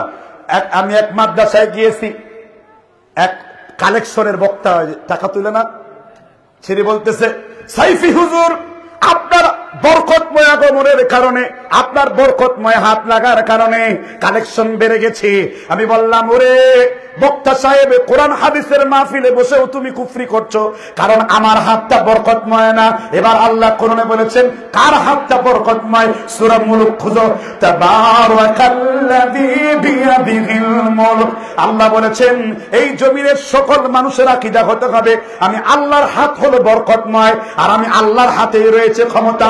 তাবারাকাল্লাযী বিয়াদিহিল মুলক ওয়া হুয়া আলা কুল্লি শাইইন কদির। একটু জোরে বলেন না সুবহানাল্লাহ। আল্লাহ বলেছেন আমি আল্লাহর হাতগুলো বরকতময়। তাহলে বরকতময় একমাত্র কার হাত? পৃথিবীর কোন মানুষ বরকতময় হতে পারে না। এই জন্য আমরা বলি আল্লাহ সুবহানাহু ওয়া তাআলা, ঠিক না ঠিক? তিনি বরকত দেনেওয়ালা। তিনি বরকত কি? দেনেওয়ালা। আকীদা ঠিক করেন, একমাত্র বরকতের মালিক কে? আল্লাহ। এই জন্য ওগুলোর মধ্যে বরকত নাই। তাহলে হুজুর আমার ছেলে ডিস্টার্ব করে রাতে কান্দে, আমি কি আমল করতে পারি? ছোট্ট একটা কালেমা শিখিয়ে দেব। আল্লাহর নবী তার 2 জন নাতিকে এই কালেমা পড়ে ফুঁক দিয়েছেন। ইব্রাহিম নবী তার 2 ছেলেকে এই কালেমা পড়ে ফুঁক দিয়েছেন। 1 নাম্বার আউযু বিকালিমাতিল্লাহি তাম্মা মিন কুল্লি আইনিল লাম্মা। এই দোয়াটি যে সকালে 7 বার আর সন্ধ্যায় 7 বার বলবে, 8টা হাদিসের কিতাবে হাদিস রয়েছে। আল্লাহর নবী বলেছেন তার জিম্মাদারি আল্লাহর হাতে রয়েছে। ফাহুয়া ফীহি জিম্মাতিল্লাহি, আল্লাহ নিজের জিম্মায় তাকে রাখবেন এবং কোন সাপ বিচ্ছু, কোন জিন শয়তান তাকে বদনজর দেবে না। আমার নবী বলেছেন এই দোয়াটা ওই বান্দার জন্য যথেষ্ট। একটু জোরে বলেন না সুবহানাল্লাহ। খুব বিরক্ত লাগতেছে। আর আমি কি ওয়াজ সামনে পাবো না খাটো করে দেব? হ্যাঁ, ঠিক না? ঠিক। তাহলে যারা চলে যাচ্ছে একজনও নড়তে পারবে না, একজনও না। সমাধান যদি চাও জীবনে মরণে, খুঁজে যাও ফিরে যাও চোখ রাখো কোরআনে। সমাধান, ঠিক না ঠিক? এটা কে বলছেন? আল্লাহ বলছেন ইয়া আইয়ুহাল্লাযীনা আমানু আতিউল্লাহ ওয়া আতিউর রাসূল ওয়া উলিল আমরি মিনকুম। তারপরে তানাজা করো কার দিকে? কিতাবের দিকে, রাসূলুল্লাহর দিকে সাল্লাল্লাহু আলাইহি ওয়াসাল্লাম। তাহলে সমাধান যদি চাও জীবনে মরণে, ফিরে যেতে হবে কোথায়? কোরআনে। কে বলেছেন? সূরা নিসার 59 নম্বর আয়াতে আল্লাহ এই আলোচনা করেছেন। আমি এটার কাব্যিক অনুবাদ দিলাম। কি কাব্যিক অনুবাদ? ভাবার্থ বললাম। বুঝতে পারছেন কি কি বললাম? ভাবার্থ বললাম। আল্লাহ যারা আমাদেরকে তাবিজ থেকে হেফাজত করুন, জুড়ে বলেন আমিন। তাহলে আজকে 51টি শিরকের মধ্যে কয়টা শিখে গেলাম? 2টো শিখলাম। আমি কি সামনের দিকে যাব? 3 নাম্বার শিরক, লাউ বলার কারণে অনেক সময় শিরক হতে পারে। লাউ, হুজুর লাউ কি? আবার আপনি যে লাউ খান ওই লাউ না। হ্যাঁ, রাসূলুল্লাহ সাল্লাল্লাহু আলাইহি ওয়াসাল্লাম লাউ খেয়েছেন, তবে লাউ খাওয়া সুন্নত এটা বলা জাহালাত। লাউ খাওয়া রাসূলের আদাত, অভ্যাসগত। এটা তিনি রসম বানান নাই। কথাকে বুঝতে পারছেন কিনা? সুন্নাহকে বুঝবেন কাকে বলে। ওরা লাউ রাসূল খেয়েছেন, মুস্তাহাব, উত্তম, খাইতে পারেন। লাউ আর গরুর গুস্ত, মুরগির গুস্ত খুবই সুস্বাদু, লাযীজ, ঠিক না ঠিক? আর আরবিতে লাউ মানে কি? যদি। কি লাউ মানে কি? আপনি একজন মুমিন হিসেবে মুখ দিয়ে যদি শব্দটা বলতে পারবেন না, কারণ রাসূলুল্লাহ সাল্লাল্লাহু আলাইহি ওয়াসাল্লাম বলেন ফাইন্না ওয়ালাউ তুফতাহু বাবুশ শায়াতিন, যদি তোমাদেরকে শয়তানের দরজা খুলে দেবে। কি আপনি বলেন না যদি আমার রাস্তায় বের না হতাম তাহলে আমি অ্যাক্সিডেন্ট হতাম না। আপনি যদি বলেছেন, আপনি আবার বলেন আমি যদি ওই হাসপাতালে যেতাম তাহলে আমার বাবা মরতো না যদি। কারণ কল্যাণ অকল্যাণ কার তরফ থেকে? আল্লাহর তরফ থেকে। মানুষের সমস্ত কিছু ভাগ্য নিয়ন্ত্রণকারীকে, মানুষের ভাগ্য নিয়ন্ত্রণকারীকে। ভাগ্যকে আরবিতে কি বলা হয়? তাকদীর। তাকদীরের স্তর কয়টা? জটিল আলোচনা যাব না, শুধু এতটুকু শুনেন। আল্লামা ফকি আবুল্লাহ সামারখান তানবিহুল গাফিলিনে বলেছেন তাকদীরের স্তর হলো 6টা, আর তাকদীর হলো 2 প্রকার। তাকদীর কয় প্রকার? একটা হলো মুআল্লাকা, ঝুলন্ত, আর হলো মুবির, পরিবর্তনীয়। তাকদীর কয় প্রকার? একটা হলো মুআল্লাকা, ঝুলন্ত, আর একটা হলো মুবির, পরিবর্তনীয়। সাবজা দিয়েছেন তাকদীর আপনার আল্লাহ তাআলা পরিবর্তন করে দিয়েছেন। আমার হুজুর দোয়া করেছে আল্লাহুম্মা সাল্লি আলাইহি আল্লাহুম্মা বারিক আলাইহি, তবে একটু সংশোধন দেব, আপনি এটা পড়তে পারেন, এটা আপনার জন্য বলা জায়েজ। আর যদি মনে করেন দানকারীর জন্য আপনি দোয়া করবেন, তো বুখারী শরীফের 2051 নম্বর দোয়াটা পড়বেন। রাসূলের হাতে আবু আউফা রাদিয়াল্লাহু তাআলা আনহু বলেছেন, রাসূলের হাতে যখন কোনো দান করা হতো, আল্লাহর নবী মুহাম্মদ রাসূলুল্লাহ এই দোয়া পড়তেন, বারাকাল্লাহু লাকা ফি আহলিকা ওয়া মালিকা, আল্লাহ আপনি তার মালের মধ্যে বরকত বৃদ্ধি করে দিন, আপনি তার আহাল পরিবারের মধ্যে বরকত বৃদ্ধি করে দিন। আমার নবীর এত সুন্দর দোয়া থাকার পরেও আমরা আল্লাহুম্মা সাল্লি আলাইহি আল্লাহুম্মা বারিক আলাইহির দিকে যাব না, আমরা বুখারী শরীফের কিতাবুজ যাকাত অধ্যায়ের দোয়াটাই মুখস্থ করে করে পড়ব। বুঝতে পারছেন কিনা? তাহলে যদি বলা যাবে না, সব কথাতে কাকে দিবেন, কার দিকে নিসবত করবেন? মুমিন সব কথাতে কার দিকে নিসবত করে? আল্লাহর দিকে নিসবত করে। রাসূলুল্লাহ সাল্লাল্লাহু আলাইহি সাল্লাম বসে আছেন, একজন ইহুদি বলতেছেন নাসিন ফি ইয়াদিক রাদিন ফি হুকমিক, ওই রবের হাতের মধ্যে রসুলের জুটি। রসুল আপনি যদি না থাকতেন আর আল্লাহ যদি না থাকতো, রসুল ইহুদিকে চুপ করো মিয়া, তুমি বলো আল্লাহ যদি না থাকতো, আমি রসুল তোমার কোন অকল্যাণ কল্যাণের মালিক না। সর্ব অবস্থায় আল্লাহ রাসূল উদাহরণ দিয়েছেন। তারপরে মুসনাদ আহমদের মধ্যে তোমার জুতার ফিতা ছিঁড়ে গেছে, কার কাছে চাও? অন্ধকার রাত্রিতে পিপিলিকা যেমন চললে টের পাও না, এইভাবে শিরক তুমি টের পাও না। ইমামে জুন্নুন মিশরি বলেছেন, তোমার একটা হাত অজগরের মধ্যে ঢুকে গেছে, বুঝতে পারছেন কিনা? কিন্তু তোমার বিশ্বাস থাকতে হবে আল্লাহ চাইলে আমার ক্ষতি হবে, না হলে হবে না। আপনি মৃত্যুর শেষ পর্যন্ত কার প্রতি তাওয়াক্কুল করতে হবে? আল্লাহ বলেন ওয়াইদা মাসাল ইনসানা দুররু দাআনা লিজামবিহি আও কাঈদান আও কায়েমা, যখন মানুষকে প্রচন্ড ঝড় ধরে তখন মানুষ আমি আল্লাহকে ডাকতে থাকে, আর আমি আল্লাহ যখন ঝড়কে থামিয়ে দেই আর তার সমুদ্রের জলযানগুলোকে উপচে পড়ে আমি পাঠিয়ে দেই, তখন বলে মানুষ ঝড়ের গতি বেশি থাকলে আমরা মরে যেতাম। আর আল্লাহ বলছেন বেকুফ আদম সন্তান, কোরআনে ফিরে যাও, মারাজাল বাহরাইনে ইয়ালতাকিয়ান, আমি সমুদ্রের জলযানগুলো আমি আল্লাহ চালাই, তোমরা চালাও না, কারণ আমি আল্লাহ বাতাসকে তোমাদের জন্য বসিত বসে করে দিয়েছি। ইন্না ফি খালকিস সামাওয়াতি ওয়াল আরদ ওয়াখতিলাফিল লাইলি ওয়ান নাহারি ওয়াল ফুলকিল্লাতি তাজরি ফিল বাহর, সুবহানাল্লাহ বলেন। আল্লাহ সবকিছুকে বশীভূত করে দিয়েছেন আমাদের জন্য। এজন্য আমরা মুখ দিয়ে কখনো যদি বলবো না, আমরা যদির পরিবর্তে কার ভরসা করব? আল্লাহর ভরসা করব। আমাদের দেশে দুই রকম লোক আছে, তকদির নিয়ে বিভ্রান্ত হয়ে যায়। তকদির মুবির, কিছু কিছু তকদির দুয়ার মাধ্যমে কি হয়? পরিবর্তন হয়। আর কিছু কিছু তকদির যতই দোয়া করেন না কেন কোনো লাভ। যেমন আপনার অনেকে বল না হুজুর আপনার হায়াত বাড়ুক, না, হায়াত বৃদ্ধির দোয়া করা যাবে না। এক রাসূলের একজন স্ত্রী হায়াত বৃদ্ধির দোয়া করেছিলেন, বলেন সেই স্ত্রীর নাম কি? খালি স্ত্রীর নাম কইলে খাদিজা, আয়েশা। রাসূলের একজন শ্রেষ্ঠ স্ত্রী হলো উম্মে হাবিবা রাদিয়াল্লাহু আনহা। কি নাম? মুশরিকদের সাথে রাগ করে হাবিবার ঘরে শুইতে আসছে। তখন দেখেন হাবিবা বলছে, বাবা আবু সুফিয়ান, তোমাকে আমি মহব্বত করি এটা ঠিক, কিন্তু রাসূলুল্লাহ সাল্লাল্লাহু আলাইহি ওয়াসাল্লামের স্ত্রী, তোমার মতো একজন অপবিত্র মুশরিককে আমার বিছানায় জায়গা দিব কি করে?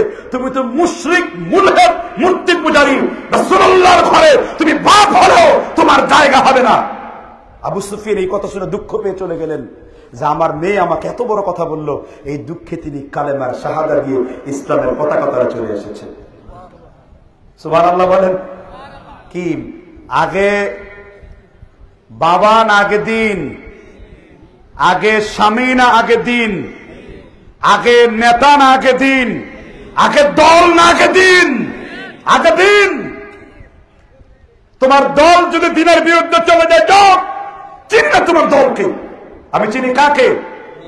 রাসূল বলেছেন আহাব্বা লিল্লাহি তাআলা আবগাদা লিল্লাহি তাআলা মানা লিল্লাহি তাআলা, কাউকে ভালোবাসো আল্লাহর জন্য, কারো প্রতি বিদ্রোহ করো কার জন্য? ইব্রাহিম আলাইহিস সালাম বিদ্রোহ করেছেন না? ইন্নী ওয়াজ্জাহতু ওয়াজহিয়া লিল্লাযী ফাতারাস সামাওয়াতি ওয়াল আরদ। এটা কোন জায়গায় পড়েন আপনারা? এটা কোথায় পড়ে? আমাদের দেশের লোকেরা যায় নামাজ মুখে চকলেট বানায় খাওয়া দেওয়া, মূর্খ। এটা জায়নামাজের দোয়া হিসেবে পড়া বিদআত, ঠিক না? ঠিক। কোন কিতাবে লিখেছে? হিদায়া দিরায়া আপকা মাসআলা और उनका हल, मुफ्ती तकी उस्मानी তিনি उल्लेख করেছেন बिदात है, उसका नाम निशाना कभी नहीं मिलता।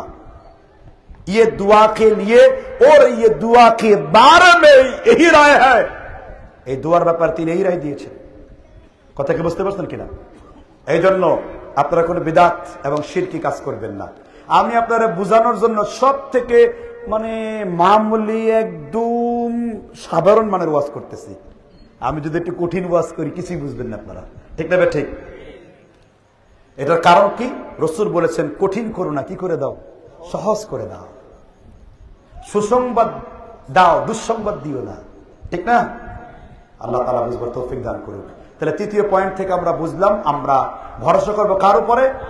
আর তাকদীর হলো উম্মে হাবিবা দোয়া করতেছেন, আল্লাহ আমার পিতা আমার স্বামী মুহাম্মদ রাসূলুল্লাহর হায়াত বানিয়ে দাও, তার মর্যাদা আরো বানিয়ে দাও। আবার দোয়া করছেন, আল্লাহ আমার পিতা আবু সুফিয়ানের হায়াত বৃদ্ধি করে দাও আর তাকে তুমি ভালোভাবে হেদায়েত দান করো। আবার তিনি দোয়া করতেছেন, আমার ভাই আমিরে মুয়াবিয়ার জন্য আল্লাহ হায়াত বৃদ্ধি করে দাও আর তাকে এই উম্মতের শ্রেষ্ঠ একজন ফকি বানিয়ে নাও। আল্লাহর নবী উম্মে হাবিবার দোয়া শুনে ফেললেন। আমার বক্তব্য নয়, ইমামে যাহাবী সিয়ারুল আলামিন নুবালার মধ্যে সহিহ সনদে হাসান লি দাতিহি সনদে হাদিস এনেছেন। আমার নবী উম্মে হাবিবাকে বললেন, উম্মে হাবিবা তুমি হায়াত বৃদ্ধির জন্য আর কোনদিন দোয়া করবে না, কারণ দোয়া করার দ্বারা হায়াত বাড়বে না।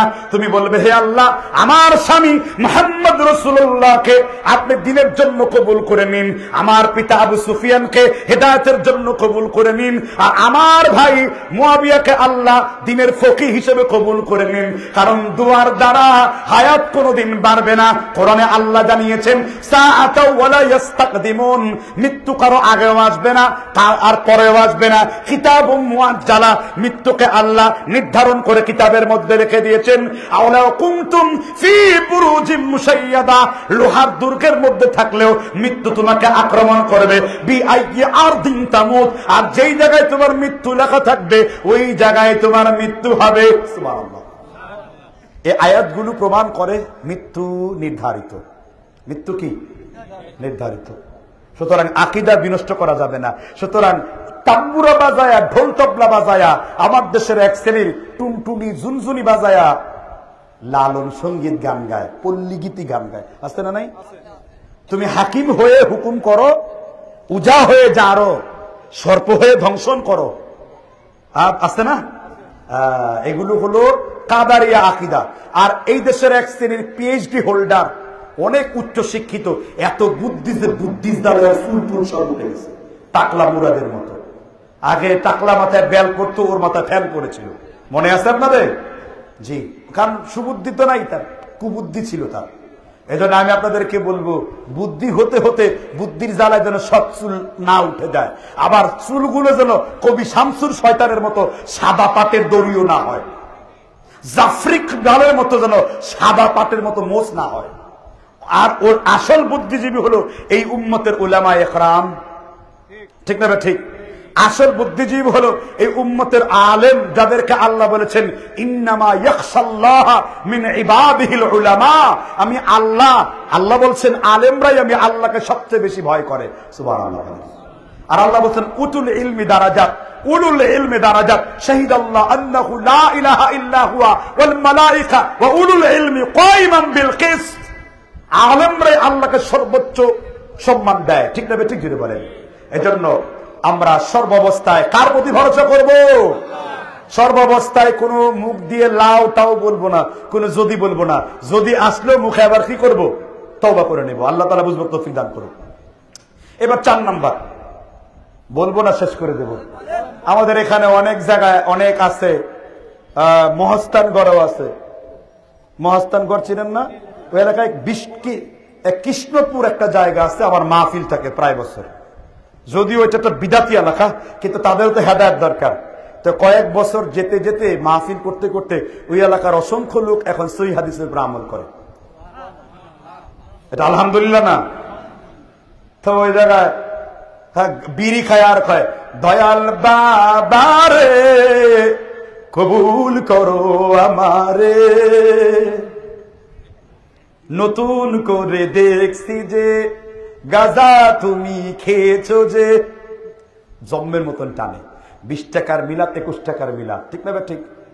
তো এই সমস্ত জায়গায় অনেক ব্যক্তিরা এখানে বসে আছেন, অনেকে আমরা মনের অজান্তে বলি মায়ের কসম, বউর কসম, মায়ের দুধের কসম, সন্তানের কসম, বিড়ি আগুন খায় আগুনের কসম। এরকম কসম খায় কেউ আপনাদের এলাকায়? মনের অজান্তে অনেকে খান কিনা? তো আমি একখানা হাদিস অনুবাদ করব, এরপর ছেড়ে দেব, আপনারা কি বলবো কিনা? ইবনে আব্বাস রাদিয়াল্লাহু তাআলা তিনি বলেছেন, সামি'তু রাসূলুল্লাহ সাল্লাল্লাহু আলাইহি ওয়াসাল্লাম ইয়াকুল, ইবনে আব্বাস বলেছেন আমি আল্লাহর নবীকে বলতে শুনেছি, তিনি বলেছেন মান হালাফা বিগাইরিল্লাহ ফাকাদ আশরাকা, যে ব্যক্তি আল্লাহর সাথে কোন রকমের আল্লাহর নাম ছাড়া অন্য কিছুর নামে কসম করবে, সে ব্যক্তি আল্লাহর নামে কসম করবে, আল্লাহ ছাড়া কোনো অন্য কিছুর নামে কসম করবে। মান হালাফা বিগাইরিল্লাহি ফাকাদ আশরাকা, সে ব্যক্তি আল্লাহর সাথে শিরক করবে। হাদিস কি বুঝলেন? যে ব্যক্তি আল্লাহ ছাড়া কারো নামে কসম করবে, সে আল্লাহর সাথে কি করবে? মুসনাদ আহমদের হাদিস। এছাড়া হাদিসটি ইমাম শওকানি তার নাইলুল আওতারের 253 নম্বর প্রশ্ন উত্তর দিয়েছেন। মুগনিলি ইবনে কুদামার মধ্যে হাদিসটি রয়েছে। তাহলে বোঝা যাচ্ছে আল্লাহ ছাড়া কারো নামে আমরা হাসতে হাসতে শিরকের তালিম নিই, ঠিক না? ঠিক জোরে বলেন। তাহলে এই চার প্রকার তালিম দেওয়ার পরে এবার 5 নম্বর একটা রাষ্ট্রীয় রাজনৈতিক শিরকের একটু আপনাদেরকে একটু দাওয়া দিয়ে যাচ্ছি। কি বলবো কিনা জোরে বলেন? হুজুর সেই রাষ্ট্র রাজনীতির শিরক আবার কি? অনেক শিরক আছে এরকম, দেখাবো কিনা? এই যে একটা লোহা ইট পাটকেল টাঙায়া আমার ভাইয়ে রক্তে রাঙানো 21শে ফেব্রুয়ারি, চোখে কেতুর নিয়ে দাঁড়ানো ছাড়া কি করিতে পারি? গায় কিনা জেনে বলেন। এই যে আমরা শহীদদের জন্য সালাম দিব, শহীদদেরকে কে সম্মানিত করেছেন? আল্লাহ। আল্লাহর নিজের একটা নাম শহীদ, তিনি আল্লাহর রাস্তায় যারা জীবন দেয় তাদেরকে বলেছেন কি? বাল আহইয়াউ ওয়ালাকিন লা তাশউরুন, শহীদরা কবরের মধ্যে জীবিত। রাসূল বলেছেন শহীদরা যখন কবরের মধ্যে যায়, ইন্না উদিআ ফি কবরিহি ওয়া তাওয়াল্লা 70 যিরাআন কাল কমরি লাইলাতুল বদরি, তার কবরকে পূর্ণিমার চাঁদের মতো উজ্জ্বল করে দেওয়া হয়, তার কবরকে প্রশস্ত করে দেওয়া হয়, তার চোখ যতদূর পর্যন্ত যায়। কাকে? শহীদ, ঠিক না? ঠিক। কিন্তু সেই শহীদদের নিয়ে তো আপনি শিক্ষা প্রশিক্ষণ জানাতে পারেন না, সেই শহীদদেরকে নিয়ে তো আপনি শিরকিয়াতের বেদি তৈরি করতে পারেন না, সেই শহীদদেরকে নিয়ে তো আপনি মিনার শোধ তৈরি করে তাকে শিরকিয়াতে ডুবাতে পারেন না। আগে ইসলাম, তারপর আমার কূটনীতি, ঠিক না? ঠিক। আর কিছু না থাক এদেশে কি থাকবেই, আর কিছু থাক না থাক এদেশে ইসলাম থাকবেই। মুহিত খান গান গাইছেন এটা, ঠিক না? ঠিক। আর কিছু থাক না থাক আপনার শরীরে কি থাকবেই? ইসলাম থাকবেই। চীন আরব হামারা, সারে জাহাं হামারা, হিন্দুস্তান হামারা, মুসলিম হে হাম ওয়াতান হ্যায়, ঠিক না? ঠিক জোরে বলেন। এবার হাদিস ওয়াকফ করব আপনাদের জন্য, শুনবেন। সুনানে বাইহাকি হাদিস নাম্বার 1235 নাম্বার, হাদিসের মান আলবানী সহিহ বলেছেন, আমার উস্তাদ জুবাইর আলী জাই সহিহ বলেছেন। এবার হাদিসটি বলবো। একটু পূর্বেই রাসূলুল্লাহর শ্বশুরের পরিচয় দিয়েছি। আবু সুফিয়ান সাউরি রাদিয়াল্লাহু তাআলা আনহু বলেছেন, ক্বালান নবী সাল্লাল্লাহু আলাইহি ওয়াসাল্লাম, আল্লাহর নবী বলেছেন, মান যারা কবরান বিলা মাকবুরিন ফাকান্নামা আবাদাস সানাম, কেউ যদি কোনো ইট পাটকেল কিংবা প্রাণবিহীন কোনো কিছুকে জিয়ারত করে। আবার হাদিস বলছি, মান যারা কবরান বিলা মাকবুরিন, আমার নবী বলেছেন কেউ যদি প্রাণবিহীন কোনো কিছুকে জিয়ারত করে যার মধ্যে কোনো জীবন নাই, ফাকান্নামা আবাদাস সানাম, রাসূল বলেছেন যে ব্যক্তি কোনো প্রাণবিহীন কাঠ কিংবা কোনো স্রোতকে কিংবা কোন রকমের ইট পাটকেলের জিনিসকে কেউ যদি জিয়ারত করে তাহলে সে যেন আল্লাহর সাথে মূর্তি পূজা করে। তওবা করেন, ভালো হয়ে যান। যারা এই শহীদ মিনারের ফুল দেওয়ার মাধ্যমে যারা এই কাজগুলো করেছেন তাদের তওবা করে নেওয়া জরুরি। কারণ আগে আমার ইসলাম, তারপর হলো তন্ত্র মন্ত্র গণতন্ত্র, ঠিক না? ঠিক। আগে কি কে দলিল দিয়েছেন? মুহাম্মদ। ভাই এখানে কলম ধরার কোন সুযোগ আছে? কি পারবেন? কলম ধরতে কেউ পারবেন? কারণ আমরা কাউকে ভয় করি না, ঠিক না ঠিক? আমরা কাকে ভয় করি? আল্লাহকে ভয় করি। যত রকমের বিপ্লব আসুক না কেন আমরা বিপ্লবী হয়ে যাব, ঠিক না ঠিক? এসো আল্লাহর পথে, এসো রাসূলের পথে, এসো জীবনের পথে করি সংগ্রাম। শেষ করে দিব না? কয়টা বাজে আমি তো জানি না, করি কয়টা বাজে এখন? চলো হুজুর, ওয়াজ করতে করতে মরে যাবেন কিন্তু আমলগুলো সংশোধন হবে না। এজন্য বিশ্বনবী সাল্লাল্লাহু আলাইহি সাল্লাম, ইমাম যাহাবী রাহমাতুল্লাহ আলাইহি, ইমাম ইবনুল কাইয়্যিম জাওযী রাহমাতুল্লাহ আলাইহি জাদুল মাআদের মধ্যে লেখেন, শেষ জামানায় বক্তব্য লম্বা হবে কিন্তু আমল বলতে কিছুই থাকবে না। শেষ জামানায় বক্তব্য কি থাকবে? খুতবা হবে অনেক লম্বা, নামাজ হবে একটু। দেখছেন কিনা? খুতবা হবে অনেক লম্বা, নামাজ হবে কি? এজন্য শেষ দিকে চলে আসবো আমরা, ঠিক না ঠিক? আচ্ছা, তাহলে কোন কবরে, মাজারে, কোন সৌদে আপনি কি করতে পারবেন না? আচ্ছা, সেক্ষেত্রে কবর দেখলে কি দোয়া পড়তে হয়? জোরে বলেন না। কবরে সালাম দেন না কোনদিন? এই তো পড়ছে আসসালামু আলাইকুম ইয়া আহলাল কুবুর কুবুরি। এই হাদিস ইমাম হাকিম তার কিতাবে বর্ণনা করলো। এই হাদিসের 3 জন রাবীর উপর আপত্তি রয়েছে। কয়জন? একজন হলো আয়ুব বিন নাহিক, একজন হলো দাউদ বিন জাবর খান, এবং এই হাদিস সম্পর্কে ইমাম বুখারী রাহিমাহুল্লাহ বলেছেন লা আসলা লাহু আদ-দাঈফুন জিদ্দান বাতিলান ওয়াল মুনকারান। এই হাদিস আমলের জন্য গ্রহণযোগ্য না। তাহলে আমরা কোন দোয়া করব? কত সুন্দর দোয়া রাসূলুল্লাহ শিক্ষা দিয়েছেন। আফসোস, দাড়ি পেকে গেছে, বাবা মরে গিয়েছে, সালামটাও শুদ্ধ না। বলবো আসসালামু আলাইকুম ইয়া আহলাদ দিয়ার, বলেন আসসালামু আলাইকুম ইয়া আহলাদ দিয়ার। আহলাদ দিয়ার মুসলিম শরীফের বর্ণনা, রাসূল বলেছেন, হে কবরের বাসিন্দারা, আল্লাহর পক্ষ থেকে তোমাদের কবরের উপরে শান্তি বর্ষিত হোক। কত সুন্দর দোয়া, আসসালামু আলাইকুম ইয়া আহলাদ দিয়ার। সংশোধন করছেন তো? অত বড় লম্বা করে বললাম না, তাহলে কোনটাই মুখস্থ থাকবে না। আমি শর্ট, বিদআতকে পরিত্যাগ করুন আর সুন্নতকে ধরুন, ঠিক না ঠিক? জি, যেহেতু শিরক নিয়ে কথা বলেছি, আমাকে ভাই বলেছে কিন্তু বিদআত নিয়ে কথা বলাটা দরকার, ঠিক না ঠিক? আচ্ছা, আমাদের দেশে অনেক লোকেরা বলে কি, অনেকগুলা জয়ীফ হাদিস থাকলে এটা এক সময় হাসান হয়ে যায়। বলে কি না ভাই?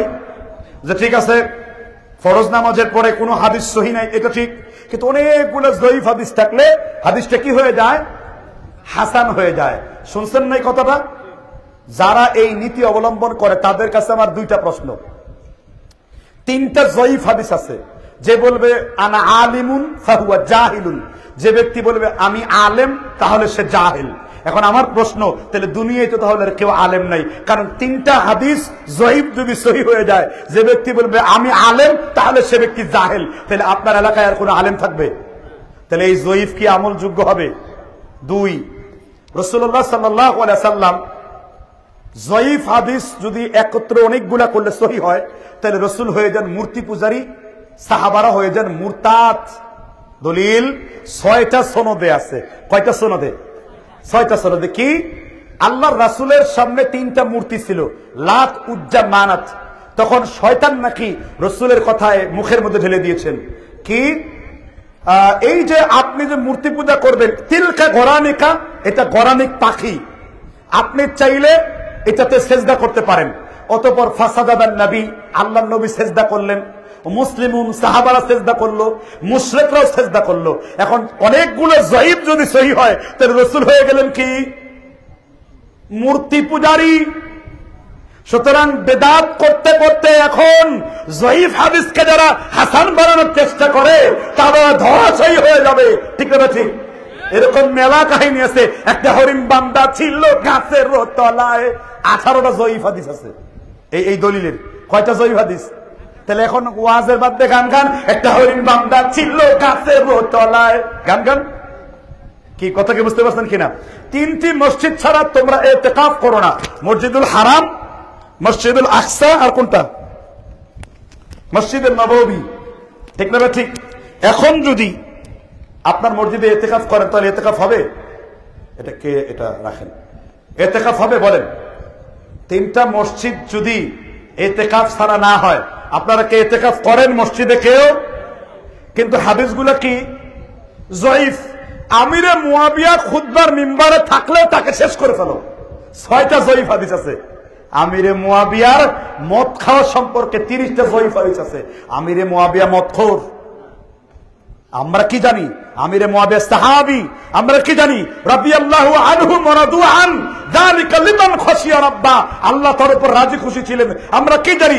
আউয়ালু জাইশিন মিন উম্মতি ইয়াবসুনাল বাহরা ফাকাদ আউজাবু। কেউ যদি সমুদ্রের পথে যুদ্ধ করে আল্লাহ তার জন্য জান্নাতকে ওয়াজিব করেন। আমিরে মুয়াবিয়া জান্নাতুল ফেরদৌস প্রাপ্ত সাহাবা, রাসূলুল্লাহর সালাত 59টা সহিহ হাদিস বর্ণনা করেছেন। ঠিক না ঠিক? তাহলে জয়ীব যদি কোনদিন হাসান হয় সম্ভব? 1000 কানা মিলে কি চোখলা লোক হওয়া সম্ভব? 1000 কানা মিলে যেমন চোখলা লোক হয় না, অনেকগুলো জয়ীফ হাদিস মিলে কোনদিন সহিহ হয় না। বরং ইবনে সালাহ, মুকদ্দম আলী ইবনে সালাহ এবং ইমাম সুয়ুতি তাদরিবুর রাবি এবং আল্লামা ইমামে জালালউদ্দিন সুয়ুতি তিনি উল্লেখ করেছেন, একটা জয়ীফ হাদিসের সনদ আরেকটা জয়ীফকে আরো দুর্বল করে তোলে। একটা দুর্বল বাউন্ডারি আরেকটা দুর্বলকে কি করে তোলে? আমি একটা দুর্বল বাউন্ডারি তুললাম, তার নিচে আরেকটা দুর্বল ঢোকালাম, তো দুর্বলে কি শক্তিশালী হয়? এটা গরুও বুঝেও না, গাধাও বুঝে না। ঠিক না ঠিক? কি যে বুঝিলাম উহাই বুঝিলাম না। কাহিস মালুম কি মালুম সুদ। সুতরাং আবার বিদাত করবেন তো করবেন, চুরি করবেন তো করবেন, আবার সিনা চুরিয়ে করবেন। কোথায় পেয়েছেন হুজুর? আপনি যে বলেন বেদাত, রাসূলের যুগে লাইট ছিল না, আর রাসূলের যুগে গাড়ি ছিল না, মোবাইল ছিল না, মসজিদ ছিল না, হাসপাতাল ছিল না, এগুলো সব বেদাত। তো রাসূলের যুগে কোনো কিছু না থাকলে যদি বেদাত হয়, ভাই আপনি কি? আপনিও বেদাত, আপনার বাপেও বেদাত, আপনার দাদাও বেদাত, কারণ রাসূলের যুগে জন্মান নাই। বেদাত তো এটাকে বলে না। বেদাত বলে কাকে? বেদাত বলা হয় যেই জিনিসের প্রমাণ রাসূলের সুন্নতে নাই, তাই কি ইবাদত করতে দলিল লাগে। হারাম বলতে গেলে আসলুস শাইআল ইবাহা লাগে। ইবাদত করতে গেলে কি লাগবে? বরং মুস্তাহাব্বান দলিল যদি থাকে, একটা দলিল থাকতে হবে। এজন্য আপনারা বিদাত থেকে সাবধান থাকবেন। বিদাত যে বুঝে না সে অন্ধ হয়। ঠিক না ঠিক? এজন্য শেখুল ইসলাম ইবনে তাইমিয়া বলেন, বিদাতি কোনোদিন শিক্ষিত হতে পারে না। বিদাতি কোনোদিন শিক্ষিত হতে পারে না, সম্ভব না। এজন্য আমি আপনাদেরকে বলবো, বিদাতের সাথে আমাদের কোনো সম্পর্ক থাকবে না। আমাদের সম্পর্ক থাকবে কার সাথে? নূরুস সুন্নতি ও যুলমাতুল বিদআ। ইমাম শাতিবী বলেছেন, সুন্নত হলো আলো আর বিদাত হলো কি? অন্ধকার। সুন্নত হলো কি? আলো আর বিদাত হলো কি? অন্ধকার। কিন্তু এই যে আমি যে বিদাতের আলোচনায় আসলাম, মৃত মানুষকে কেন্দ্র করে আপনাদের দেশে একটা দারুণ খানা দেওয়া হয়। আসতে আপনাদের দেশে মৃত মানুষকে উদ্দেশ্য করে খাবার দাবার দেন আপনারা? একটা দারুণ দলিল রয়েছে, দলিলটা নিতে চান? দলিলটা উল্লেখ রয়েছে যাতে বেশি করে মৃত মানুষকে খাওয়াতে পারেন। এই দলিলটা উল্লেখ রয়েছে শ্রীমদ ভগবত গীতা মন্ত্র নাম্বার 559 উল্লেখ রয়েছে। হিন্দুরা তাদের মৃত মানুষের জন্য শ্রাদ্ধ করত 40 দিন হলে। আপনি হিন্দু, আপনি ব্রাহ্মণ, আপনি দেব ঠাকুর, তাহলে করুন করুন, দলিল তো দিলাম। আর রাসূলের শুধু বাকিউল গারকাত 10,000 সাহাবা এক জায়গায় কবর, সেইখানে কোনোদিন খানা দিল না। উল্টা বুঝিল রাম সাধু সাবধান, মৃত মানুষের বাড়িতে প্রতিবেশী খাবার পাঠিয়ে দেবে, এটাই হলো সুন্নত। ওটা সুখের বাড়ি। ওটা কিসের বাড়ি? সুখ প্রকাশের বাড়ি। রাসূল বলেছেন, মান দারাবাল খুদুদা শাক্কাল জুয়ুব। তিরমিজিতে এসেছে, মৃত মানুষের জন্য আপনাদের মসজিদে কি এলান হয়? অমুকটার সময় আমাদের অমুক ব্যক্তি পটল তুলেছে, মারা গিয়েছে, এলান হয় আপনাদের দেশে? আর রাসূল সাল্লাল্লাহু আলাইহি ওয়াসাল্লাম বলেছেন, নাহা রাসূলুল্লাহ সাল্লাল্লাহু আলাইহি ওয়াসাল্লাম আর নাইয়া, তোমরা মৃত মানুষের ঘোষণা মসজিদের মধ্যে করো না। আর আপনাদের এলান দেওয়া হচ্ছে। ঠিক না ঠিক? ছাতা হারিয়ে গেছে, রাত 12টার সময় বউ হারিয়ে গেছে, ছাগল হারিয়ে গেছে, মসজিদের মাইক দিয়ে ঘোষণা দিচ্ছে আমার অমুক তমুক হারিয়ে গেছে। তো হারায় গেলে রাসূল তাদের জন্য একটা দোয়া শিক্ষা দিয়েছেন। কি জানেন কি দোয়াটা? বুখারী শরীফ এসেছে, লা রাদ্দাহাল্লাহু আলাইক। আল্লাহ এই ব্যক্তি যেন আর জীবনে কোনোদিন খুঁজে না পায়। ছাতা হারিয়ে গিয়েছে, মসজিদের মধ্যে যখনই এলান শুনবেন বলবেন লা রাদ্দা আল্লাহু আলাইক, আল্লাহ এই ব্যক্তি যেন আর জীবনে কোনোদিন খুঁজে না পায়। হুজুর কোন কিতাবে এসেছে? বুখারী শরীফে এসেছে হাদিস। তাহলে আমরা সুন্নাত ছাড়লাম আর বিদআতকে কি করলাম? আঁকড়ে ধরলাম। এখন হুজুর তাহলে মৃত মানুষের জন্য খাবার দিব না? অবশ্যই আপনি খাবার দেবেন, কিন্তু সেই খাবার দিনক্ষণ ঠিক করে না। আর সেই মৃত মানুষের জন্য যা করবেন পুরোটাই হলো কি? সাদাকা। আর সাদকা কে খাবে? চেয়ারম্যান সাহেব, এমপি সাহেব, মন্ত্রী সাহেব, আপনার মতো ঘুষখোর। হ্যাঁ,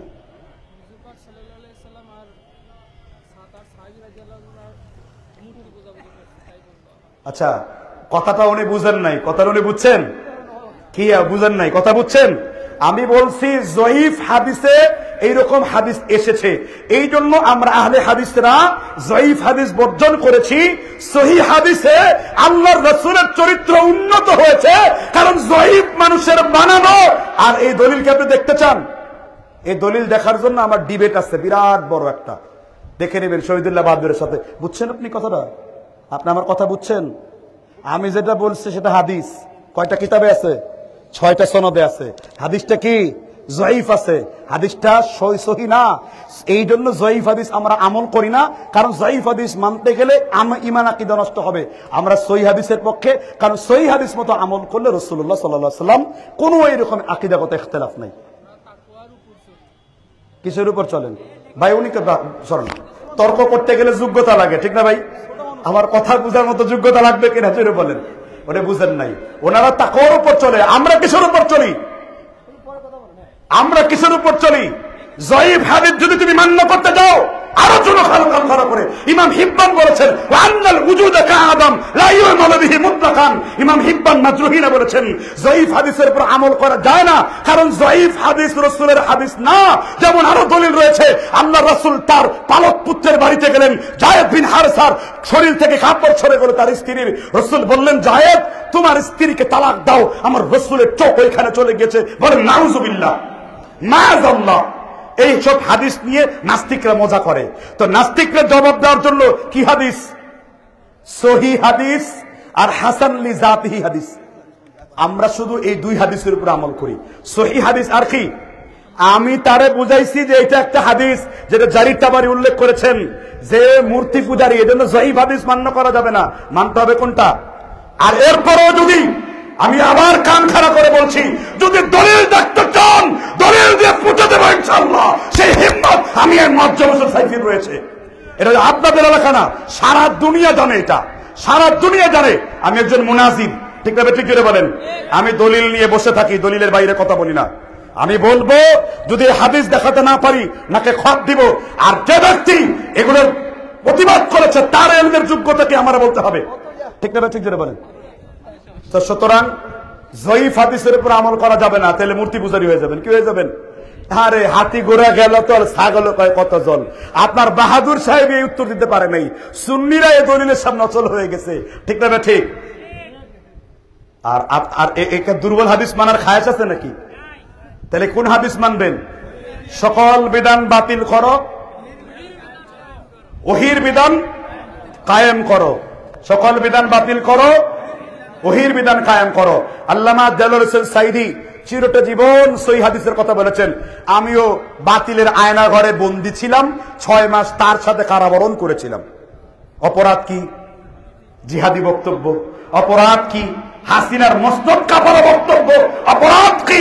তাগুতকে গাদ্দার বের করে দেওয়ার বক্তব্য, ঠিক না? ঠিক করে বলেন।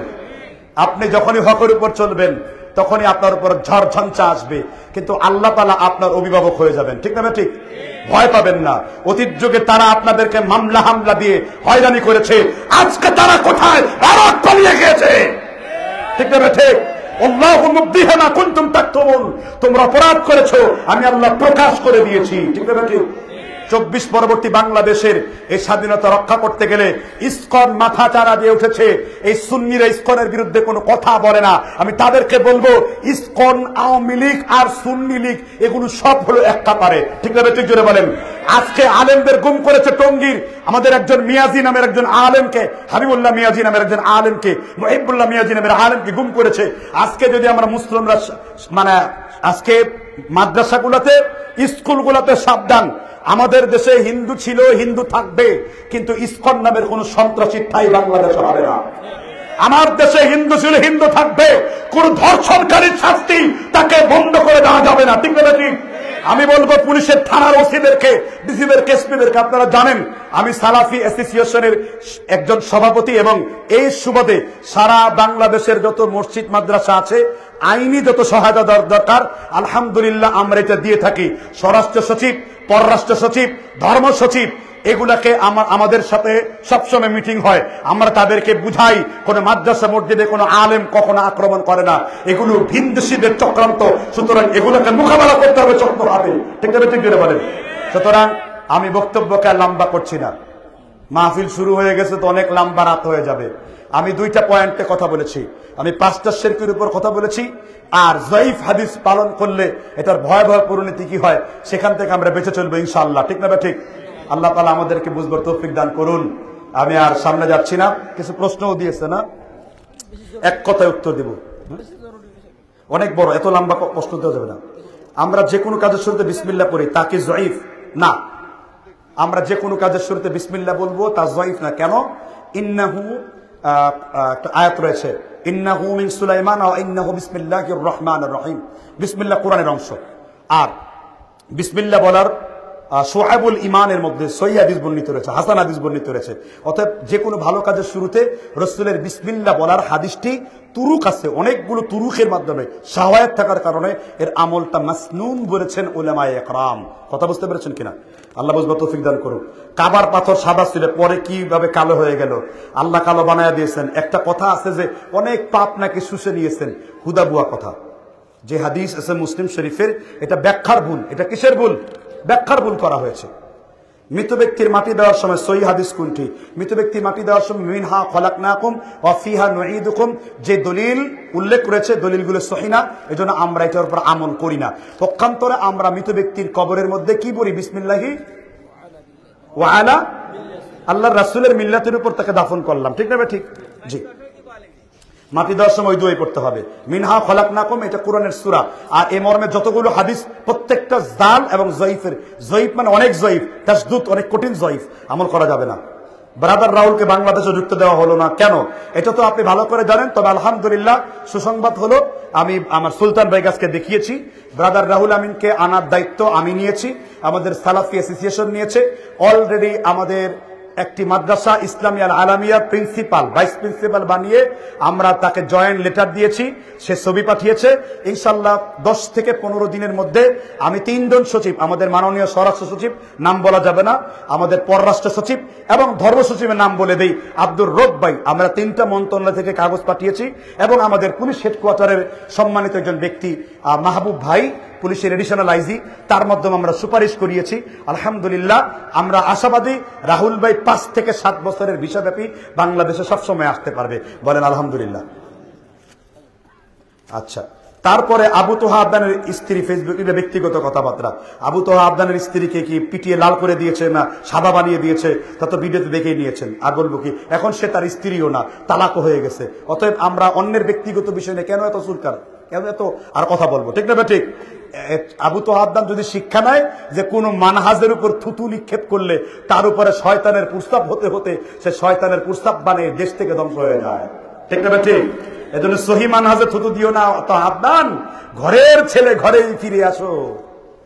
জাকির নায়েক বাংলাদেশে আসা সম্পর্কে আপনি কতটুকু জানেন? শুধু জানি না, আপনারা জানেন জাকির নায়েককে আহলে হাদিসের তরফ থেকে সর্বপ্রথম আমাদের অ্যাসোসিয়েশনের মাধ্যমে আমরা পত্র দিয়েছি, ইমেইলে যোগাযোগ করেছি। কথা বুঝতে পারছেন কিনা? এবং আমরা অলরেডি পত্র দিয়েছি, স্পাক যে কোম্পানি 28 তারিখে আনবে, যে আমরা সারা বাংলাদেশ থেকে জমিয়ত আন্দোলন সকল আহলে হাদিস মিলে আমরা কমসে কম 60,000 এমন কর্মী দিব, জাকির নায়েককে কিছু বললে তারা প্রতিরোধ করবে। যেহেতু আমাদের দেশে জাকির নায়েকের নিরাপত্তা প্রশ্নবিদ্ধ, কারণ আমাদের দেশে আইন শৃঙ্খলা বাহিনী প্রশ্নবিদ্ধ, ঠিক না ঠিক? আল্লাহ বুঝবো তৌফিক দান করুক। সন্তান জন্মের কতদিন পরে আকিকা দেওয়া সুন্নত? রাসূল বলেছেন, নিঃসন্দেহে কুল্লু গুলামিন রাহিনাতুন মুরতাহানুন, প্রত্যেকটা শিশু আল্লাহর কাছে দায়বদ্ধ। 7 দিন হলে তার আকিকা দিতে হবে। তবে 7 দিন যদি কেউ সামর্থ্যের কারণে না দিতে পারে, ইবনুল মুবারক তাবেঈর একটা কৌল রয়েছে, যেই দিন তার সামর্থ্য হবে ওই দিন দিবে। তবে 33 বা 39 দেওয়ার বুরায়দা এবং আয়েশার হাদিস যায়ীফ, এটার উপরে আমল করা যাবে না। বিস্তারিত বাংলা মাসায়েলে কুরবানিতে আপনারা দেখে নেবেন। আরো বিস্তারিত জানতে চাইলে ফাতোয়ায়ে নাজিরিয়া, নাজির আহমেদ দেহলভী জেনে নেবেন। আরো বিস্তারিত জানতে চাইলে লাজনাত দায়মার 10,075 নম্বর আপনি প্রশ্নোত্তর জেনে নেবেন। আল্লাহ বুঝবো তৌফিক দান করুন, আমিন। শেষ করে দিন। জি, আমরা অনেক প্রশ্নোত্তর দিয়েছি। শুকরিয়া আল্লাহ তাআলার যে আপনারা দীর্ঘক্ষণ পর্যন্ত কোরআন হাদিসের মাহফিল শুনেছেন, এবং অধিকাংশ লোক ভাই লাইভ বন্ধ করে দেন।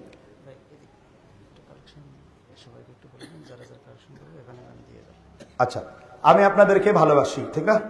আপনারা ভালোবাসেন না?